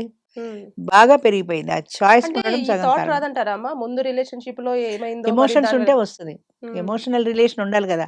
ఆ వ్యక్తితో గడిపిన జీవితం నీకు పదే పదే గుర్తొస్తే నువ్వు ఇంకో ఆ! మార్గానికి వీళ్ళైనా వెళ్ళవు. గూడా అంటే అపోజిట్ పర్సన్ అయినా గూడా అక్కడ ఈజీగా వదిలేసి వస్తున్నప్పుడు మన లైఫ్‌లోకి, మన లైఫ్ కూడా రేపటి రోజుల్లో మళ్ళీ ఇలాగే క్వెషన్ మార్క్ అవుతుందన్న ఆలోచన రాదంటారా? ఉండదు. చాలా బావుంటుందని ఉంటది. ఆ! బాగుండకపోతే అనే ఆలోచన ఉండదు. ఎప్పుడు పాజిటివ్‌గానే ఆలోచిస్తారు. నాకు కొత్త వ్యక్తితో జీవితం చాలా బావుంటుంది. ఒకవేళ బాగుండకపోతే అని అనుకోరు. హ్మ్. నేను పాస్ అయిపోతే డాక్టర్ అయిపోతా. నేనిప్పుడు ఎంట్రన్స్ రాసేసాను. నేను మెడిసిన్ చదివేస్తే అని స్టెతస్కోప్‌తో జీవితమే గుర్తొస్తది గానీ, ఈ సెలక్షన్ ఫెయిల్ అయిపోతే అని అనుకోరెవరు. పాస్ అయితే అని అనుకుంటారు తప్ప, ఫెయిల్ అయితే ఏం చేయాలనే థాటే రాదు. హ్మ్. హ్మ్. ఎందుకంటే ఎప్పుడు గూడా ఆ ఊహల్లో జీవితం ఎప్పుడు పాజిటివ్‌గానే ఉంటుంది. ఊహల్లో జీవితం ఎప్పుడు పెళ్ళవుతుంది అంటే పెళ్లి కొడుకుతో ఈవిడ విహారాలే గుర్తొస్తాయి గానీ, వాడు తిట్టినవి గుర్తు రావు. హ్మ్. అనిపించదు. ప్రాక్టికల్ లైఫ్‌లోకొచ్చాకే ఇవన్నీ వస్తాయి. అంచేత ఊహా జీవితం వేరు, ప్రాక్టికల్ లైఫ్ వేరు. హ్మ్. ఊహలు గూడా మితిమీరి ఊహించుకుంటే రేపొద్దున ప్రాక్టికల్ లైఫ్‌లో అవన్నీ జరగకపోతే నేను ఏదేదో ఊహించుకున్నాను నాకు జరగలేదని ఫ్రస్ట్రేషన్ వస్తుంది. అంచేత ఊహలు గూడా మన కంట్రోల్‌లో ఉంటే మంచిది. అది మించి ఊహించుకుంటారు. అది ఊహించుకున్నప్పుడు ఆ ప్రకారం జరగకపోతే ఫ్రస్ట్రేషన్ మొదలవుతుంది. ఫ్రస్ట్రేషన్. ఇగో క్లాష్ మొదలవుతుంది. అది హ్మ్. బ్రేకప్ దాకా దారితీస్తుంది. హ్మ్. అదే మన అంటే అర్థం చేసుకునే యాంగిల్ గూడా కొంచెము కొన్ని సార్లు ఇప్పుడు అపోజిట్ పర్సన్ ఇంకోలాగా అర్థం చేసుకుంటారు. చెప్పిన పర్సన్ ఇంకొక యాంగిల్‌లో జెప్తారు. అంతే గదా! కానీ అది గొడవకు దారి తీస్తదమ్మా? ఖచ్చితంగా గొడవకు దారితీస్తుంది. ఎందుకంటే, ఇప్పుడు ఆవిడ చెప్పే విధానం నీకు నచ్చపోవచ్చు. నువ్వు వేరే యాంగిల్‌లో ఆలోచిస్తే, ఆవిడ వేరే యాంగిల్‌లో ఆలోచిస్తుంది. ఇద్దరికీ ఇగో క్లాషెస్ వస్తాయి. ఇగో క్లాషెస్ వస్తే అది బ్రేకప్‌కే దారితీస్తుంది. హ్మ్. ఆ ఇగో క్లాషెస్‌ని తగ్గించుకుంటే, ఏ సందర్భంలో ఎవరు తగ్గాలో తెలిస్తే, అదలా తగ్గినప్పుడు మరుసటి రోజుకి నెమ్మదిగా సమసిపోతుంది. ఇప్పుడు ఇవాల్టి గొడవ, ఇవాళ దీని తీవ్రత ఎక్కువుంటుంది. కానీ దాన్ని నెమ్మదిగా ఆగు కాసేపు వాదించకు. సాయంత్రానికి తగ్గుతుంది. లేదా రేపు తగ్గుతుంది. లేదా ఎల్లుండి తగ్గుతుంది. మళ్ళీ నార్మల్ అయిపోతారు. ఆ ఇగోలో ఏమవుతుందంటే వాదనకి ఎళ్ళిపోతారు గానీ తగ్గరెవరు. తగ్గరు. ఎందుకు తగ్గాలి? నేనెందుకు తగ్గాలి? అనిపిస్తుంది. అలా కాకుండా కొద్ది నిమిషాలు మౌనం వహించు. అవతల వ్యక్తిని ఏమన్నా అనుకోని కాసేపు మౌనం వహించు. 2 రోజులకి తగ్గుతుంది. మూడో రోజో, నాలుగో రోజో అప్పుడు ఇలా అన్నారు కదా! మీరు నాకెంత బాధ కలిగింది అని మూడ్ బాగున్నప్పుడు నెమ్మదిగా మాట్లాడు. సెట్ కానీ అయిపోతది. అనిపించదు. హ్మ్. అనిపించదలా. వచ్చినప్పుడు నేనెందుకు తగ్గాలి అని అనిపిస్తుంది. రైట్. అమ్మ, ఒక రిలేషన్‌షిప్‌లో ఈ హ్మ్. మధ్య కాలంలో ఏదన్నా ప్రాబ్లమ్ వచ్చింది అంటే ఒక థర్డ్ పర్సన్‌కి చెప్పి అక్కడి నుంచి సొల్యూషన్ అనేది ఎక్స్‌పెక్ట్ చేస్తూ ఉంటారు. ఎందుకని ఈ జనరేషన్‌లో అది పెరిగిపోయిందంటారు? ఈ జనరేషన్‌లో ఫ్రెండ్‌షిప్స్ పెరిగిపోయాయి చెప్పాలంటే. ఇదివరకు లిమిటెడ్ సర్కిల్ ఉండేది. అంటే తల్లి, తండ్రి ఎక్కువ ఫ్రెండ్స్ ఉండేవాళ్ళు కాదు. బంధువులు అంతే. ఏదైనా ఉంటే అమ్మా, నాన్నతోటే చెప్పుకునేవాళ్ళు. పొరుగురెళ్ళి బంధువులతో చెప్పుకునేవాళ్ళు కాదు. ఇప్పుడు ఫ్రెండ్స్ అందరూ అందుబాటులోనే ఉంటున్నారు. వాట్సాప్ గ్రూప్‌లొచ్చాయి. తర్వాత ఆఫీసుల్లో కొలీగ్స్ ఉంటారు. ఇలా ఏదైనా ప్రాబ్లమ్ వస్తే వాళ్ళతో షేర్ చేసుకోవడం అనేది చాలా అలవాటయిపోయింది. హ్మ్. అయితే ప్రాబ్లమ్ ఎక్కడొస్తదంటే ఎవరికో చెప్పాను. నాకు 200 మంది ఫ్రెండ్స్ ఉన్నారని కొడుకంటే, నాకు ముగ్గురే ఉన్నారని తండ్రి జెప్తాడు. ఈ 200 మంది ఫ్రెండ్సు వీడికి కష్టం వచ్చినప్పుడు ఎవరు సహాయం జేయరు. వాళ్ళ నాన్న ముగ్గురు ఫ్రెండ్స్ వీడికి సహాయం జేస్తారు. అంచేత రియల్ ఫ్రెండ్స్ ఎవరు? ఫేస్‌బుక్ ఫ్రెండ్స్ ఎవరు? వాట్సాప్ ఫ్రెండ్స్ ఎవరు? నిజంగా నాకు కష్టం వస్తే సహాయం జేసేవాళ్ళు ఎవరు? అన్నది పోయింది. వాట్సాప్ గ్రూప్‌లోనో, ఇంకో దాంట్లోనో ఫ్రెండ్స్‌తో షేర్ జేసేసుకుంటారు. నాకు మా ఆయనతో గొడవ వచ్చిందబ్బా అని. వాళ్ళు వాళ్ళకి తోచిన సొల్యూషన్ జెప్తారు. హ్మ్. లేదా ఈమెకి ఎలా చెప్తే సంతోషంగా ఉంటుంది ఆలోచించి ఫ్రెండ్‌షిప్ పోకూడదనుకున్నారు కాబట్టి ఈమెకు అనుకూలంగా ఉండే సొల్యూషన్ జెప్తారు. అది కరెక్ట్ కాదు కదా! సొల్యూషన్ అంటే అది ఉభయ మధ్య మార్గంగా ఉండాలి. ఇద్దరికీ అనుకూలంగా ఉండేలా ఉండాలి. వాళ్ళ రిలేషన్‌ని బ్రేకప్ చెప్పుకోకుండా కలిసిపోయేలా ఉండాలి. అలా చెప్పరు. నువ్వు సర్దుకో అని చెప్తే ఈమెకు కోపం వస్తది కదా! ఈమె వినదు. హ్మ్. అంచేత సర్దుకో అని చెప్పరు. నీకేంటి నువ్వు బోలెడు సంపాదించుకుంటున్నావు, వాడు కాకపోతే ఇంకోటి దొరుకుతాడు. మా కొలీగ్స్ బోలెడు మంది ఉన్నారు, నిన్ను పరిచయం చేస్తాను అని ఇలా మాట్లాడినప్పుడు ఆమెకు కూడా నాకేంటి నేనెందుకు తగ్గాలి అనిపిస్తుంది. అంచేత కాలాన్ని బట్టి మనము ఎవరు నిజమైన ఫ్రెండు అనేది మనం కనుక్కునే పరిస్థితిలో లేము కాబట్టి చెప్పుకోకపోవడమే మంచిది. అయితే ఏం చేయాలి? పేరెంట్స్‌కి చెప్పాలి. పేరెంట్స్ పాతకాలం వాళ్ళు. వాళ్ళు ఎంతసేపు అమ్మ నువ్వు సర్దుకో అనే చెప్తారు. అందుకని ఎవ్వరికీ చెప్పడం మానేసి, నీకు నువ్వే ఆత్మవిమర్శ చేసుకొని, కూల్‌గా ఆలోచించి, నీ ఇగోని పక్కన పెట్టి ఆలోచించి సినిమాల్లో చూడు ఆత్మ, అంతరాత్మ అని అద్దంలో కనపడుతుంటది. అవును. అలాగా నీకు నువ్వు ఆలోచించుకొని, నీకు నువ్వు నిర్ణయం తీసుకునే దానికి నువ్వే బాధ్యురాలివి. నీ నిర్ణయానికి నువ్వే బాధ్యురాలివి. హ్మ్. ఎవరో ఫ్రెండ్ చెప్పిందని ఏదో బ్రేకప్ చెప్పేస్తే నష్టపోయేది నువ్వే కదా! హ్మ్. అంచేత ఆలోచన నీదే, నిర్ణయం నీదే, దానివల్ల వచ్చే లాభ నష్టాలు నీవే. హ్మ్. నీకు నువ్వు ఆలోచించుకోవటం మంచిది. తప్పితే ఫ్యామిలీలో ఉండే అక్క చెల్లెళ్ళు, అన్నదమ్ములు లేదా నీ పేరెంట్స్ వీళ్ళకి తప్ప మూడో వ్యక్తికి చెప్పడం మంచిది కాదు నా హ్మ్. ఉద్దేశంలో. అంటే అక్కడి దాకా వెళ్ళాల్సిన అంత అవసరం ఏమొస్తుంది? ఇక్కడే వీళ్ళిద్దరు సర్దుబాటు కావాలి అంటే, ఉండదుగా. ఇప్పుడు మీరు చెప్పినట్టుగా ఈగో అవన్నీ పక్కన పెట్టేసుకున్నా కూడా, అవును. ఇప్పుడు వాళ్ళు ఎట్లా ఆ క్వాలిటీ టైమ్‌ని ఎలా స్పెండ్ చేసి ఒకరినొకరు ఎలా అంటే షేర్ అసలు చేసుకునే అసలు విధంగా ఉండాలి? ఫస్ట్ స్టేజ్ ఏంటంటే క్వాలిటీ టైమ్ వాళ్ళిద్దరూ కూర్చొని మాట్లాడుకోవడం ది బెస్ట్. హ్మ్. డిఫరెన్స్‌లు వచ్చినప్పుడు మనిద్దరం కూర్చొని మాట్లాడుకొని డిసైడ్ చేసుకుందాం. అప్పుడు కూడా మన ఇగో క్లాషెస్ పక్కన పెడదాం. మన ఇగోలు వద్దు అని అనుకోని ఇగోని పక్కన పెట్టి ఫ్రెండ్లీగా ఇద్దరు కూర్చొని మాట్లాడుకొని డిస్కస్ చేసుకుంటే చాలా వరకు ప్రాబ్లమ్ సాల్వ్ అవుతది. అక్కడ కూడా ఇగోస్ వస్తే సాల్వ్ కాదు. అంచేత ఫస్ట్ చేయవలసింది ఏంటంటే ఇద్దరి మధ్యన డిఫరెన్స్‌లు వచ్చినప్పుడు వాళ్ళిద్దరూ కలిసి మాత్రమే మాట్లాడుకొని సాల్వ్ చేసుకోవడం ది బెస్ట్. అది లేకపోతే ఇక ఫ్యామిలీ గాని, ఫ్యామిలీలో అన్నదమ్ములు, అక్క చెల్లెళ్ళు లేదా పేరెంట్స్ హ్మ్. వాళ్ళతో మాట్లాడుకోవటం. ఇది కాకుండా నువ్వు మూడో వ్యక్తి దగ్గరికెళ్ళావంటే వాళ్ళు ఒకటి వాళ్ళకి అనుకూలంగా జెప్తారు. 2 నీకు అనుకూలంగా ఎలా ఉంటే నీకు సంతోషంగా ఉంటుందో అలా చెప్తారు తప్ప కరెక్ట్ డెసిషన్ రాదు. హ్మ్. కరెక్ట్ డెసిషన్ రాదు. కరెక్ట్ డెసిషన్ రానప్పుడు అనవసరంగా తప్పు మార్గాన పోవటం ఎందుకు? హ్మ్. అందుకంటే నీకు నువ్వు ఆలోచించుకో, నీ పార్ట్నర్‌తో కూర్చొని మాట్లాడుకో, డిస్కస్ చేసుకో. లేదంటే నీ పేరెంట్స్, వాళ్ళ పేరెంట్స్‌ని ఇద్దరిని కూర్చోబెట్టి మధ్య మార్గంగా డిస్కస్ చేసుకోండి. హ్మ్. అంతేగాని దీని గురించి ఇంకొక మనిషి దగ్గరికి దాటడం అంటే నీ చెయ్యి దాటిపోయినట్టే పరిస్థితి. అది చాలామందికి కోపమొస్తది అలా అంటే వాళ్ళ నా క్లోజ్ ఫ్రెండ్స్ అది ఇది అంటారు గానీ, ఏ ఫ్రెండ్‌షిప్ అయినా గూడా అమ్మా అది నీ జీవితానికి సంబంధించి వేరు. నీ పర్సనల్ లైఫ్ వేరు. నీ ఫ్రెండ్‌షిప్ వేరు. 2 వేరు వేరు అంశాలు. ఈ పర్సనల్ లైఫ్‌ని తీసుకెళ్ళి నీ ఫ్రెండ్ లైఫ్‌లో పెట్టేస్తే అది నువ్వు దాన్ని యాగి చేసుకున్నట్టే గదా! నీ ఫ్యామిలీ లైఫ్‌ని నువ్వు యాగి చేసుకున్నట్టే. హ్మ్. అంచేత అది ఎప్పుడు మంచిది గాదు. నీ పార్ట్నర్‌తో కూర్చొని ప్రాబ్లమ్ సాల్వ్ చేసుకోవడం అంటే అనేది ఇట్లా ది కూడా బెస్ట్. చూజ్ చేసుకుంటారు కదా అమ్మ. ఇప్పుడు ఒక నలుగురికి చెప్పాము. నలుగురిట్లలో ఒక ముగ్గురు ఒకలాగా చెప్పేసి, ఒకరు ఒకలా చెప్పారు అనంటే, ముగ్గురు చెప్పింది ఇది కాబట్టి ఇది కరెక్ట్ అని చెప్పేసి అన్న మైండ్ థాట్‌లోకి వెళ్తారు కదా! అవును. పెడతారు. అందులో గూడా ఉంది గదా! ముగ్గురు నీకు అనుకూలంగా చెప్పొచ్చు కదా! హుహు. ఒక ఆమె నిజాయితీగా చెప్పొచ్చు కదా! ఆ నిజాయితీగా చెప్పింది ఒక్కతే చెప్పింది కాబట్టి పక్కన పెట్టేసి, ముగ్గురు అనుకూలంగా చెప్పింది తీసుకుంటే నీ ప్రాబ్లమ్ సాల్వ్ కానట్టే గదా! హ్మ్. ఆ అమ్మాయి మాట నువ్వు విన్నావంటే దాంట్లో వాల్యూ పోయినట్టే. ముగ్గురు ఎంతసేపటికి నీకు అనుకూలంగా ఉన్నదే చెప్తారు. నీ మనసు కూడా దాన్నే ఇష్టపడుతుంది. ఎందుకంటే నీ మనసులో ఏ భావన అయితే ఉందో అదే భావన వాళ్ళు చెప్పారు కాబట్టి వాళ్ళు చెప్పిందే కరెక్ట్ అనిపిస్తుంది. అంచేత ఎప్పుడు ఎవరి మాటలు నమ్మకుండా వాళ్ళకి వాళ్ళ ఆత్మవిమర్శ చేసుకోవాలి. వాళ్ళ పార్ట్నర్తో కూర్చొని మాట్లాడుకొని ఒక సొల్యూషన్ చూసుకోవాలి. ఎందుకంటే ఫ్యామిలీ లైఫ్లో ఇద్దరికీ బాధ్యత ఉంటుంది. అది రిలేషన్షిప్ అవని, వైఫ్ అండ్ హస్బెండ్ అవని, ఇద్దరికీ కూడా బ్రేకప్ చెప్పుకుంటే ఇద్దరు నష్టపోతారు. కాబట్టి బ్రేకప్ చెప్పుకునే బదులు మనం కూర్చొని సాల్వ్ చేసుకుందాము, కాసేపు మన ఈగోలు పట్టుకొని పెట్టుకుందాము అని అనుకుంటే, మళ్ళీ అక్కడ కూడా ఈగోలే వస్తే నువ్వు అలా అన్నావు, నువ్వు ఇలా అన్నావు అంటే అవదు అది. అంచేత దాన్ని మానేసి కలిసి ఉండే మార్గం ఏంటి అని ఆలోచించుకుంటే అప్పుడు ఏమైనా సొల్యూషన్. కొన్ని సందర్భాలలో ఒక రిలేషన్షిప్ లో మాట్లాడుకోవడానికి వీలు పడదు. అంటే ఆ పర్సన్ ఫోన్ ఎత్తకపోవడమో లేకపోతే లాంగ్ లో ఉండడమో ఇలాంటివి చేసినప్పుడు ఇంకొక పర్సన్ ని ఖచ్చితంగా అప్రోచ్ అవుతారు. మీరు పక్కనే ఉంటారు కదా, ఒకసారి మాట్లాడి చూడండి అని చెప్పేసి. అలాంటిది కూడా అప్రోచ్ అవుద్దంటారా? అది కాదు, వద్దు అని చెప్పలేము. అవతల వ్యక్తిని బట్టి ఉంటుంది. అప్రోచ్ అయినప్పుడు ఆయన స్వార్థంగా ఆలోచించాడు అనుకో, ఈమె బ్రేకప్ చెప్పుకుంటే నేను ఫ్రెండ్షిప్లోకి వెళ్ళొచ్చు కదా అని అనుకుంటే ఒకలా ఉంటుంది. ఆయన సిన్సియర్ ఫ్రెండ్ అవునో కాదో ఎంతవరకు తెలుస్తుంది నీకు? అవతలవాడు ఫ్రెండ్ ఎంతవరకు తెలుస్తుంది? ఇప్పుడు నువ్వు చెప్పినట్టుగా ఆయన కూడా ఫోన్లు ఎత్తకపోవటం అది కూడా ఉండకూడదు. ఆమె ఏమన్నా మాట్లాడాలనుకుందేమో, ఏమైనా చెప్పాలనుకున్న ఫ్రెండ్షిప్ చేసిందేమో, అందుకని ఫోన్ చేసిందేమో అని ఆయన కూడా ఎత్తాలి కదా. నేను కూడా మా వారికి అదే చెప్తా, ఎన్ని కొట్టుకొని ఎన్ని తిట్టుకొని ఏదైనా ఉండని, కానీ ఫోన్ చేస్తే జవాబు ఇవ్వండి. మీకు ఇష్టం లేకపోతే మాట్లాడను, నాతో నాకు ఇష్టం లేదని కనీసం ఆ సంగతి ఫోన్ చేసి చెప్పండి. నేనే ప్రాణావసరం వచ్చి చెప్పానో తెలియాలి కదా. ఇంకా మన రిలేషన్ కంప్లీట్గా తెగతంపులు కాలేదు కదా. అంచేత ఫోన్ మీదే కోపం చూపించద్దు. నువ్వు మెసేజ్లు పెడితే నేను చూడను, ఈ దేని గురించి సారీ చెప్పి మెసేజ్ పెట్టిందేమో, ఒకసారి చూస్తే సొమ్మేం పోయింది. అంచేత మెసేజ్ చూడండి, ఫోన్ చేస్తే జవాబు ఇవ్వండి. అది మానేయద్దు. అది ఎప్పుడు మంచిది. మీరు అప్రోచ్ అవ్వద్దు. థర్డ్ పర్సన్ అసలు మీ లైఫ్లోకి ఎంటర్ కానివ్వద్దు. This is purely entirely your personal life. దీంట్లో మూడో మనిషిని ఎందుకు ఎంటర్ కానిస్తారు? మీ ఇద్దరు మాట్లాడుకోండి, మీ ఇద్దరు సాల్వ్ చేసుకోండి. మీ వల్ల కాకపోతే అప్పుడు థర్డ్ పర్సన్. అంటే వారి మీద నమ్మకం లేకపోవడం వల్లనే, అంటే రిలేషన్షిప్ మళ్ళీ ముందులాగా ఉంటామో ఉండమో అన్న ఒక చిన్న భయమే థర్డ్ పర్సన్ దాకా వెళ్ళేలాగా చేస్తుందంటారా? అది కూడా కొంతవరకు కారణం. అంటే ఈ భయం వల్లనే థర్డ్ పర్సన్ దగ్గరికి వెళ్తారు. ఒకటి, రెండు, మనసులో బాధ షేర్ చేసుకోకపోతే పెరుగుతుంది కాబట్టి ఆయనతో వచ్చిన డిఫరెన్స్ని ఎవరితోనో ఒకరితో షేర్ చేసుకోవాలనిపిస్తుంది.